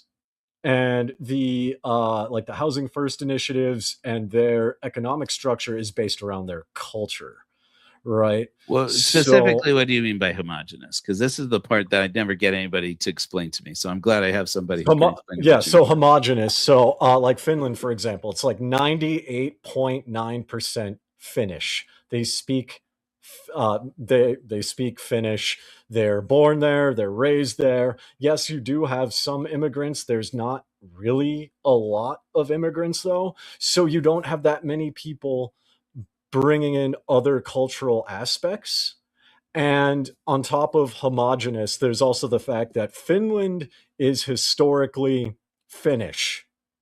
It became Finland. Norway has been historically Norwegian. But America historically has been a conglomerate of a bunch of different cultures colonizing the land and more people immigrating in. Right. Immigrants and colonizers. Yep, immigrants and colonizers. So I mean, the slaves. point, yeah.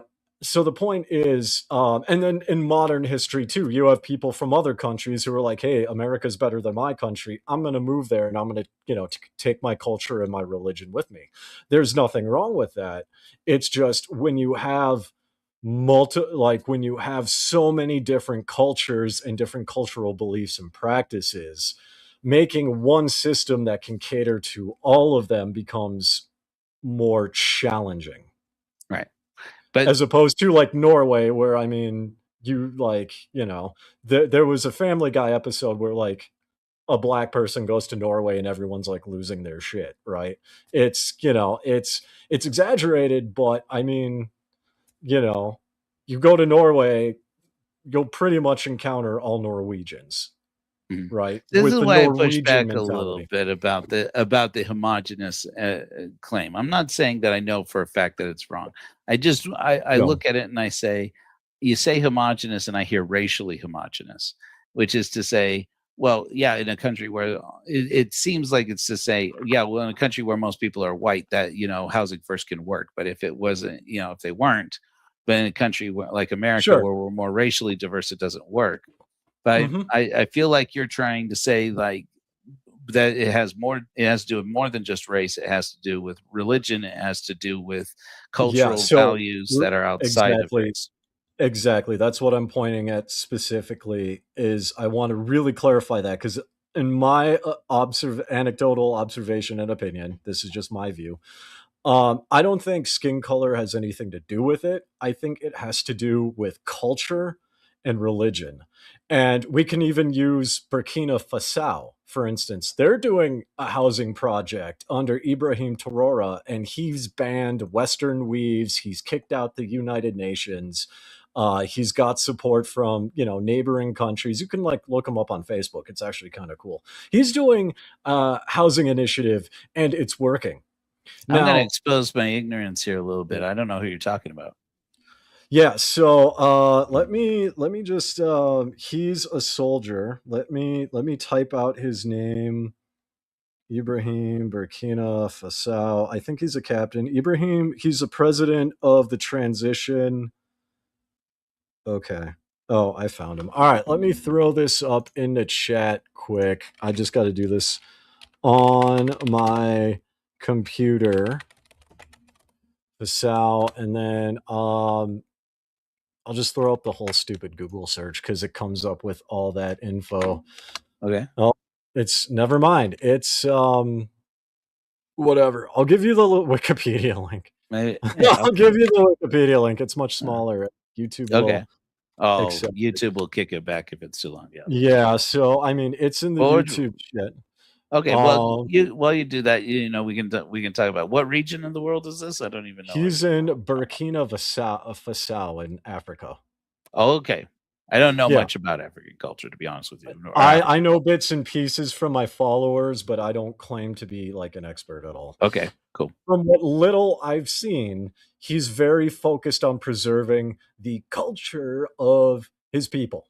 And they've Okay. got their own version of a housing first initiative, and it's working. Not because there they're you all go. black, but because everybody in that area, or at least the overwhelming majority, Okay. is of that culture and that religion.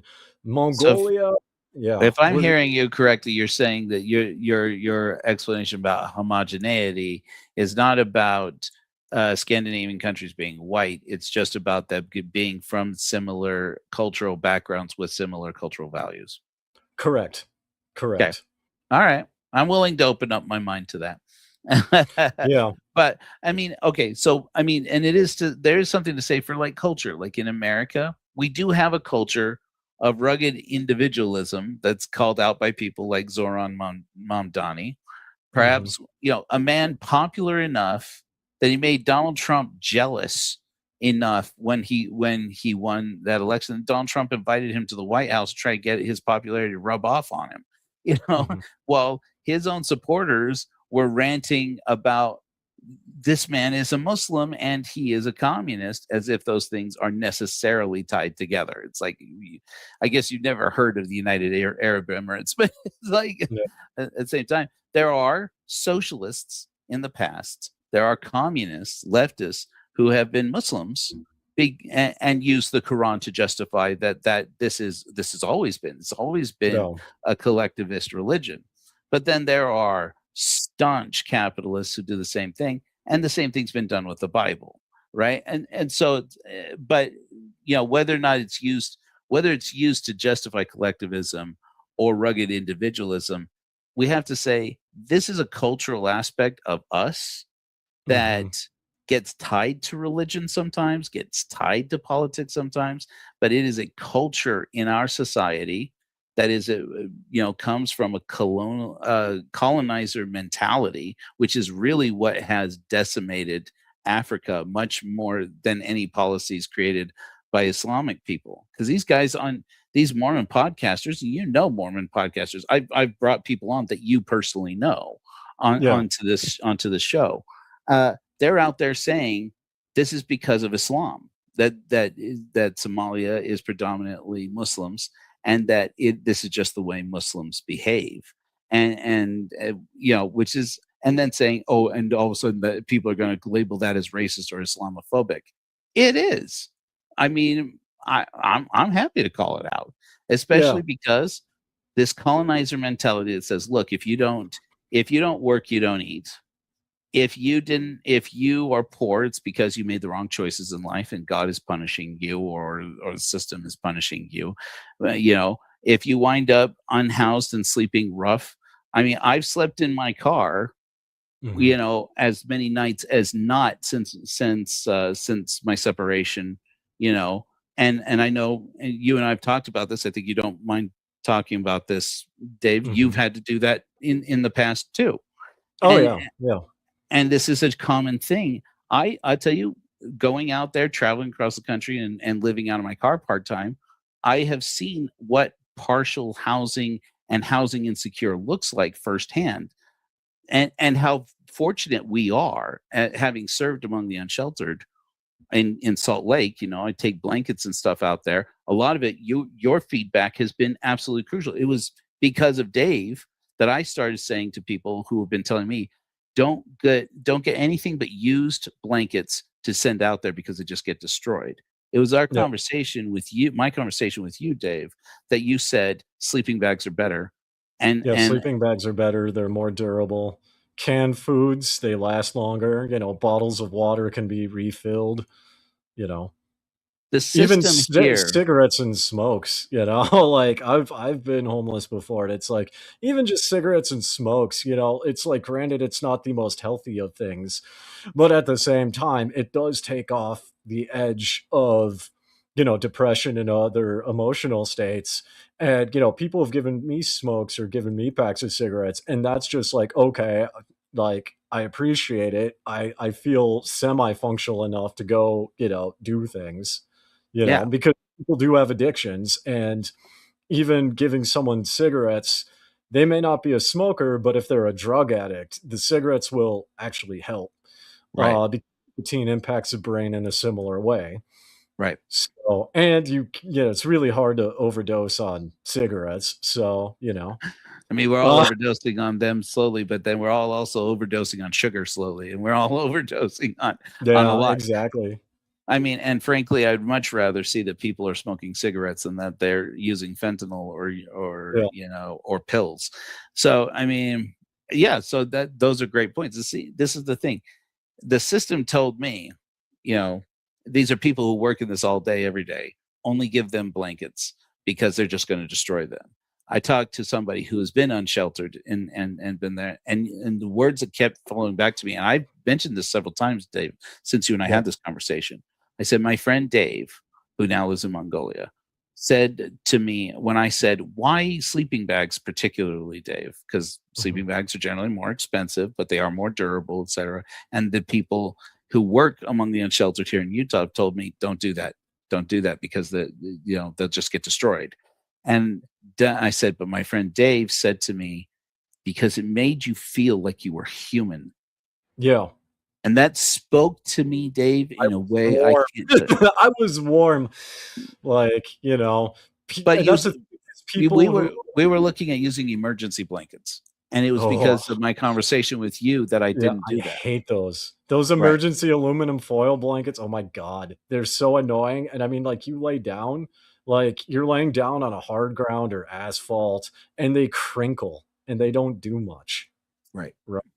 It's just, I hate them so much, I mean, but it is some sort of a cultural distinction, because I tell people, look, and people will come to me and gave me bags full of blankets, and I'm so grateful, and I am grateful. And please continue to send us. If you go to korahor.org, there's an address where you can send us stuff you have. You can buy off of our Amazon list, or you can just donate money if that's how you can do.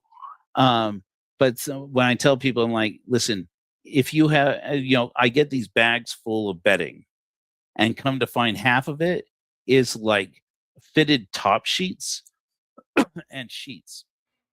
And I'm like, what did you people think was going on? That I'm going to take these out to the streets, and they're going to put a fitted top sheet over their queen size mattress they happen to have thrown in the alleyway there. Why did you waste space in my car with these top sheets? People, those are still useful. Those are still useful. I mean, okay. Because they're still useful. So I mean, so I mean, they're not. I mean, when I talk about sleeping bags and stuff and like tents, obviously that's like the ideal, right? I mean, if people want to give fitted top sheets or even just bed blankets, those are still useful. Especially during like the summer, you know what I mean? Because being in a sleeping bag in the summer can be hot. Also fitted top sheets, like depending on, and it's weather dependent, but I mean, it can be a windbreaker. If there's like foliage around, you can set it up between bushes and have some level of privacy, or, have some type of, barrier between you and the wind. Granted, it's a fitted top sheet. It won't do much, but it's something. And having been homeless myself, people get very creative, right? Yeah. It's kind of like prison. Like you give someone who's homeless a pile of just stuff, and like you'll return the next day and there's like a little mini house just like built there out of like the most random shit you can possibly find. Right. So I mean, those are still useful. I was just talking about like the ideal and like what I enjoyed getting.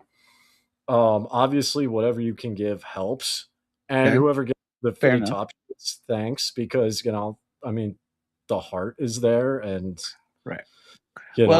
Okay. That's fair. That's fair. I don't want to bash anyone who's like, I have a fitted and nor top do I. sheet I don't use.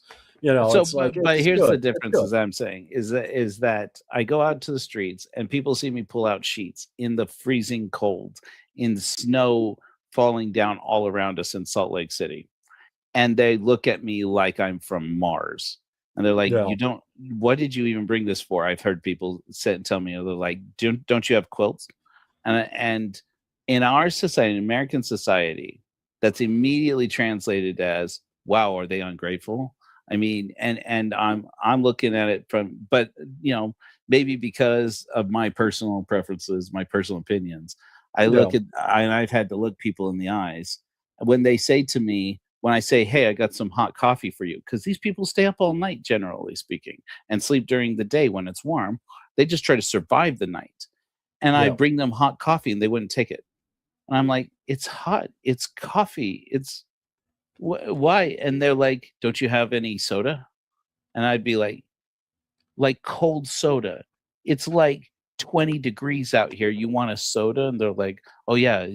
They're like, and they would ask me, could you go and get some? Maybe get some Mountain Dew or something. And I'd be like, you want soda right now? And then I did. I went and bought soda. But but it's like so I've got my own kind of thoughts like that. They could be having withdrawal symptoms. Because you're speaking specifically about soda or caffeine? So caffeine and soda, like I've noticed this when I quit smoking and I'm cutting back on nicotine pouches. Like I crave sugar. Right. And so I know a lot of people that's happened to. I can't speak for everyone because everyone obviously is different. But when you quit, say, even smoking, or you're having some type of a withdrawal symptom, or the memory of a withdrawal symptom, like if you've been off of drugs or something for, a month or so, you still might remember. Your body wants a quick high. Sugar is the easiest thing to get. That's kind of my first thought, is they might be having a nick fit, or they for whatever reason, they may have had a bunch of soda in the week before, and then they haven't had a soda recently, and you know what I mean? So like panhandling, people go for a lot for sodas. I've seen that even in Provo. And if for whatever reason they don't get enough money Yeah. panhandling for soda, they're going to be craving it because their body wants it. That could When be I another did thing. when I did my first sermonizing tour, going through to Tulsa and over into Virginia, and I went through and did street preaching in Moab down in well, I didn't actually do any street preaching in New Mexico really, and went up to Oklahoma and then on to Virginia.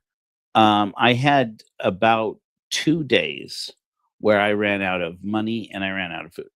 And I don't talk a lot about it because it makes people really upset. It was I'm look, I I had a van that ran No. and had heat and had a little bit of gas, and I stayed put until I could get paid. And I had work, and I had, I had a comfy blanket, and soon I had a comfy sleeping bag. And let me tell you, the difference sleeping in your car with a sleeping bag as opposed to a blanket or just a blanket, especially having a sleeping bag and then throw a big comforter over the top of it, it's night and day different. Oh And yeah, it's I nice. was yeah, I was so grateful. I'm like, "Look, I'm unsheltered at the moment, but there's a bed waiting for me in St. George, this one right back here. Anytime I need it, there are people I can call and say, "Hey, I ran out of money. Could you send Venmo me some cash so I can get some gas?" I was just at that moment too proud to do it. And but I went almost 48 hours, um, eating nothing but what I had left over in the van. And what I found remarkable was how my brain went, "Can't you get me some Red Bull? Can't you get me something sweet? Even if it's not caffeinated, get me a soda, get me some sugar." That It's sugar, dopamine. It's oh, dopamine. it's so Yeah, powerful, the sugar drive. You're absolutely right. yeah. The dopamine. And that could be another thing. And some of it could be simple, like Song says. The part that the things that make people feel human. For me, it's like, I can also see that maybe they're just having a bad day and they just want a mountain Dew. Like, Yeah, you know, people see that as like ungrateful, but I think a lot of people just haven't been in that situation.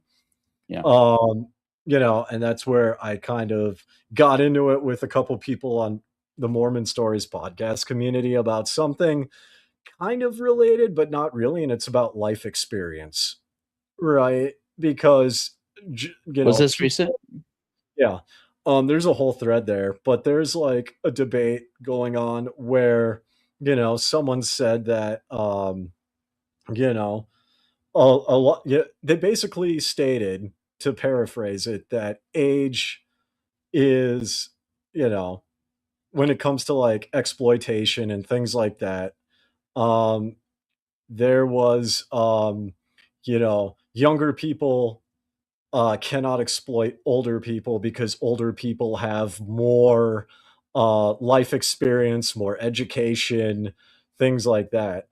Mhm. And I'm like, here's a bit about my life experience. And from what I've seen on Mormon stories and even what John DeLitt and other Mormons say, you're born in the church, you're raised in the church, you do a stateside mission. You could be 50 years old and don't have as much life experience as someone as young as me. And my wife has more life experience and speaks more languages than I do.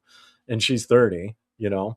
Mhm. So, that's kind of tied in, um, because they lack that life experience of what it's like to be homeless and like the feelings and the sensations and everything that goes involved with that. Because I mean, when I was coming off of like heroin, oh yeah, I craved something, cigarettes. Like it wasn't pretty, and I was able to like find a place. They were friends of the family and they took me in, but like um, even up to that point, it's like I was slamming like 2 or 3 2 liters of soda a day. I was chain smoking like crazy. Um, you know, It's a because dopamine fix a bit apart from drugs. It's something yeah, else to exactly. do just to It, make you feel like you're not yeah, starving yourself to death too. exactly. And some of it is just like that feeling, like that feeling good, which when you're homeless, like you just those moments are few and far between. You know, and like very few and far between. There's a couple times where like a stranger saw me and like I was at a youth hostel in California, or it's like an LGBT youth. I don't know where, like what specifically it was, but everything was expensive. And like a stranger saw me like trying to get jobs and like try and like do stuff. And I'm at the library and gave me $200. And it's like, holy shit. First thing I did, I bought a couple packs of cigarettes and I went to Taco Bell. I'm like, oh my God, I can like actually enjoy food that's not gas station food, you know, or hostel food. Like I can treat myself, you know. Mm-hmm. Right. And people who have that, they're more actually likely to become functional. I don't have any data on that, but just from my experience and people I know, people who have been, you know, lucky in that way and have gotten that support are far more likely to become functional. But people who are homeless that don't get that support and they're constantly living on gas station food, it would not surprise me if they just lose the will to live. Yeah. I mean, I've seen that happen. So there comes a point. Yeah, there comes a point where it's just like, what's the point? You know? Right. And the fact that you know that you're being judged all the time, which is something, even in the brief period of time I was sleeping in my car, I felt it like all the time. It's like everywhere I look, like that person thinks that I don't have a job. That person thinks that I don't have family who care about me. That person thinks I don't have a home anywhere. That person thinks I live out of this van because I'm lazy. And there are all these assumptions that get made. And one of them is, you know, you see people give money, you know, like, and you know, there are people who make a big deal broadcasting them giving $5, $10 to people on the streets. And then they give it to them and specifically say, use this to buy a sandwich. And the thing I hear is what I've heard all my life in America is you give them money, they're going to use it for booze or they're going to use it for drugs. And I'm like, and for me, I'll be right back, but keep going. Okay. But for me, I just look at it and I say, they're addicted to drugs. They're addicted to booze. And, you know, I've always kind of felt this way, even when I was Mormon, even before I did any of this, before this mission, is that, you know, if somebody's addicted to drugs, you can, and addicted to alcohol, you can give them money. You can say, don't use this on drugs or alcohol. If it's money, you don't really have a choice, frankly, if it's addiction. Number two, but B, just because we judge drugs as being bad and for very good reasons, doesn't mean it's not one of their needs at that time. And if you're not going to give them a warm bed to detox in, medical support ideally to detox, and somebody who's going to take care of them and keep them safe in a place where they are safe, then say, don't use this don't use this $5 for drugs. And it's like, how arrogant are you? That's my feeling. I mean, like $5 is not buying you drugs, first of all. Personal experience. I've had people say that, oh yeah, here's $2, don't use it on drugs. And I'm like, dude, do you know how much heroin costs? Shut the hell up. But I will tell you something you may not have known. Do you know why homeless people drink booze? It's because in the winter, it gives you the sensation of feeling warm. It warms you up. That's right. No, it doesn't warm you up. And this is why actually homeless people freeze to death, is because you think your body is warm. You feel warm, but you're not actually warm. Right. But you like feel warm. No. But and like that's why if it's been so long since you felt like you were a human who is at home and comfortable, you'll take fake warm over cold. But like you're saying, it can actually put you in greater risk of freezing to death. Yes, right. But people will do it because it's a survival mechanism. Right. You're right. It's a survival mechanism. I need to feel warm. And so they go and buy booze. Many of them obviously there are those that are alcoholics, but many of them actually aren't. There's a lot of tricks like that that people hear about on the streets to survive, and then they're like, "Oh, I heard this trick from another person, so I'm gonna go do that." Right. It's you know, so and that's it's just kind of, it is what it is. Um but yeah, that's kind of like I got bitter because of the judgment and I'm still working through that. But I don't know, in my experience people tend to get over it quickly. And of course it's case by case because I mean, there are some people who just don't have support. There are people like me that have limited support. Um but it's when it comes to the judgment, in my anecdotal experience, it's you get over it really quickly because at the end of the day, they're not giving you money, so they don't matter. Mm. Like my survival matters more than their opinions, and I'm gonna do whatever I have to do to survive. So, and that could be one factor in like giving like if you give a homeless person something like the fitted sheets in the winter, yeah, it's a little weird, but if it was summer, that's good. Mhm. Um, but I can kind of see that because there's a little bit of that bitterness showing where they just legit don't give a shit. Like they do not care how you feel because Right. they're like walled off. And that's also a survival mechanism too. That's right. I don't know if you've had to experience this, but like in Minneapolis and other, areas I've had too, where it's like you don't have a house, you're on the street, and you're chilling with a couple people, and then a couple dudes start walking up to you across the street, right? You're on one side, they're on this side, and they start walking at an angle to you. You have exactly 5 seconds to figure out whether or not this is going to turn into a fight, and you better Right. be ready for a fight in case it is. Right. So it's, that whole not caring about people and disconnecting from people, even that people that are trying to help you. Mhm.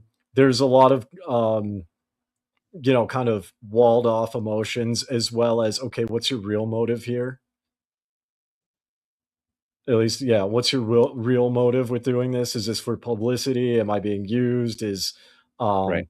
It's just a feel good? Like what's going on? Mhm. And add to the fact too that there's been so many cases of rich people pretending to be homeless and then getting busted driving home in like a Bentley. There is a case of that in Minnesota. So Sure. Yeah. it's a whole rabbit hole. Like Right. Right. it's a whole rabbit hole. Well, Dave, I'm going to have to bail on us, but man, I'm sure glad you joined in with me today. I always learn such good things from you. Yeah, it's always good to chill with you. I was hoping to actually jump on with Renee because like she and I don't agree with everything on everything, but she seems cool. And I've never actually had a conversation with Renee. Oh, I just see her stuff on Facebook and I kind of want to dig like I don't know if dig is the right word, but I would like to kind of like understand the person behind the Facebook better yeah. and like the YouTube channel because I looked at the YouTube channel and initially enter Facebook and initially I saw some things I kind of knew, I knew about and I could like respond with even though they disagree. But like I know she does a lot of stuff with like women and like bodybuilding and stuff and that's I know virtually nothing about those, like the women's perspective and things. So it's like I kind of want to dig a little bit deeper here as opposed to just be like, "Oh, you just work with women." Well, bye. Yeah. So Yeah, I it'd would be say this interesting to having kind of had like pick her brain a bit and kind yeah. of get to know her better outside of just like pixels on a screen. Right. I've had that opportunity in the last couple of weeks, and I'll tell you, she is an incredible person. I think you'll be very impressed when you get to know her. She doesn't, offer all of her opinions. She focuses on her channel on her work with women, particularly, and on deconstructing the patriarchy. And she and I am to align on that point. But it's fascinating to see and talking to her, both what she has said publicly and behind closed doors to me about the way the patriarchy is working in the ex-Mormon space, which is what my video was about. Yeah, But I wanted it's to. really curious. I saw that, and that's something I kind of wanted to dig deeper because I have questions and I have thoughts, but you're willing to open your mind to like the cultural homogeny perspective, so I'm willing to like open my mind on this. Do you know Divas? Divas Legend? Well, I've heard of him. I haven't been on a podcast with him, but I used to hang out on his channel a bit, and then things happened, and I'm like, what the hell? Yeah. I will say this: Divas knows a lot about that same story. If you want somebody else's perspective on it, Divas knows a lot about it. Divas, he does some weird stuff, and I don't know how much of what he's been accused of by Mormon discussions, etc., is true, and I don't know. But I can tell you, I stopped platforming him on my show. Oh, I never really platformed him on here. But he platformed me on Mormon News Roundup, and I was appreciative of that. And he and I have stayed in touch. And I'll say this: while the whole ex-Mormons world is happy to burn Divas and Mormon News Roundup to the ground, he knows a lot of inside baseball. So if you're interested in hearing from him, that being about said, Mormonism or about what specifically? About like the ex-Mormon podcast space. Okay, I would say, yeah, that would be interesting because I would say I would have like a competent knowledge, but not like an in-depth, not to that degree. Because I've been on like the Exmo side more now, but I've also been on like Ward Radio side. Again, not on the podcast, but just I was one of the main super chatters. So that's true, Tim. Just calling out to the audience. Yeah. I don't know how much of that is true about doxing culture. I didn't, and Divas and I have had very direct conversations about that. I'm going to be blunt with you. I don't know that he did it, but I don't necessarily buy that he did it. But I don't know. But back on topic, it would be cool to get to know Rene because like one of the things I've noticed, and this isn't just in the Exmo podcasting space, but it's in like I'm in the YouTube gaming space, and I'm in just other spaces too. And what I'm noticing generally is that men are more willing to like put their names out there and get out there and talk about these things. And for whatever reason, women are not doing so. And I kind of want to know her thoughts on that because on the one hand, I can see where people like John Dehlin do kind of dominate the space just with sheer size. But on the other hand, I think there's also something to be said for if people don't want to be podcasters and they just happen to be women, is that a problem? And I'm trying to reconcile the two, if that makes sense. Because I remember I'm big into Minecraft, and Hermitcraft is the world's largest Minecraft community, and they work with Mo Yang. They were even a part of the Minecraft movie. And there was a girl that asked, like, why aren't there more Minecraft girls? Like, why aren't women why aren't there more Hermitcrafters on YouTube that are women? And Impulse, it wasn't Impulse, I forget his name. But the founder of Hermitcraft said, we've reached out to the women. They don't want to do it. They don't want to have their names known. They don't want to be famous, but there are many that enjoy the game still. Right? So I want to reconcile that element and see kind of like what Rene's thoughts are. Because I don't know if this is a cultural thing. I don't know if it's a sociological thing, or I just don't know if when it comes to the Exmo podcast space specifically, if we as men are more confident in expressing our opinions because, if people come after us, it's, I I don't know how to word it, so I'm just going to say it. Like, if someone comes after me as a guy, I'm ready for a fight. Right. But because Yeah, women that's are it exactly. Actually. but women are attacked differently, that may scare them off from doing it. You know what I mean? And that could be a reason. I don't know. I would love to hear her thoughts.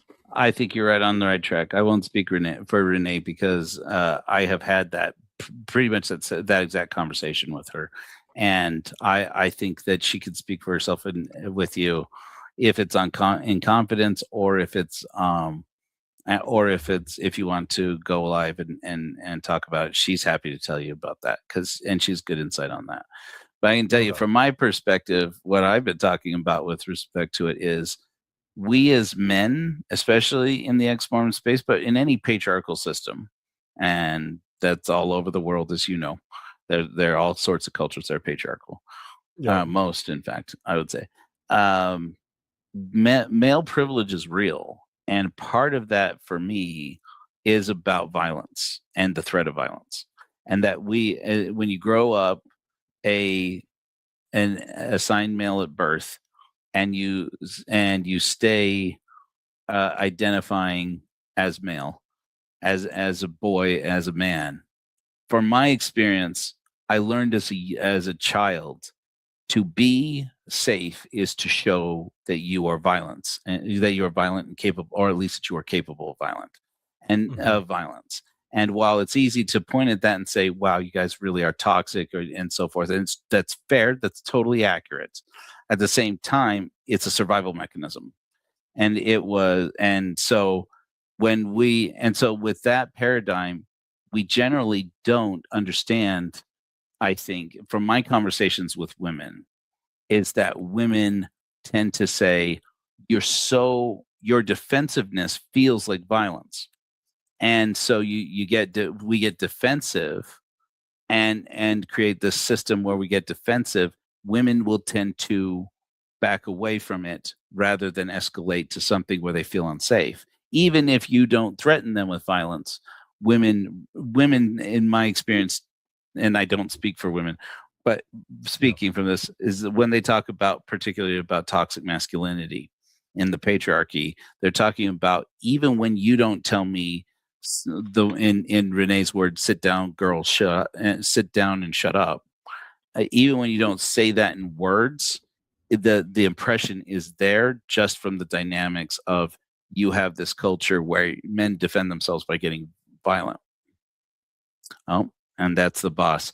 I'm gonna have to bail. It's good to talk to you, Diamond Dave. We should do a podcast sometime, maybe around the same time together. I like that. You have my number, right? Well, I have a Mongolian phone number, and I don't want to pay long distance. Facebook. Well, Facebook. Contact me today. We'll set it up. Yeah, we'll figure it out. Have fun. All right, you guys. Thank you very much. Bye. And we'll see you soon. Good talk to you, Dave. Bye.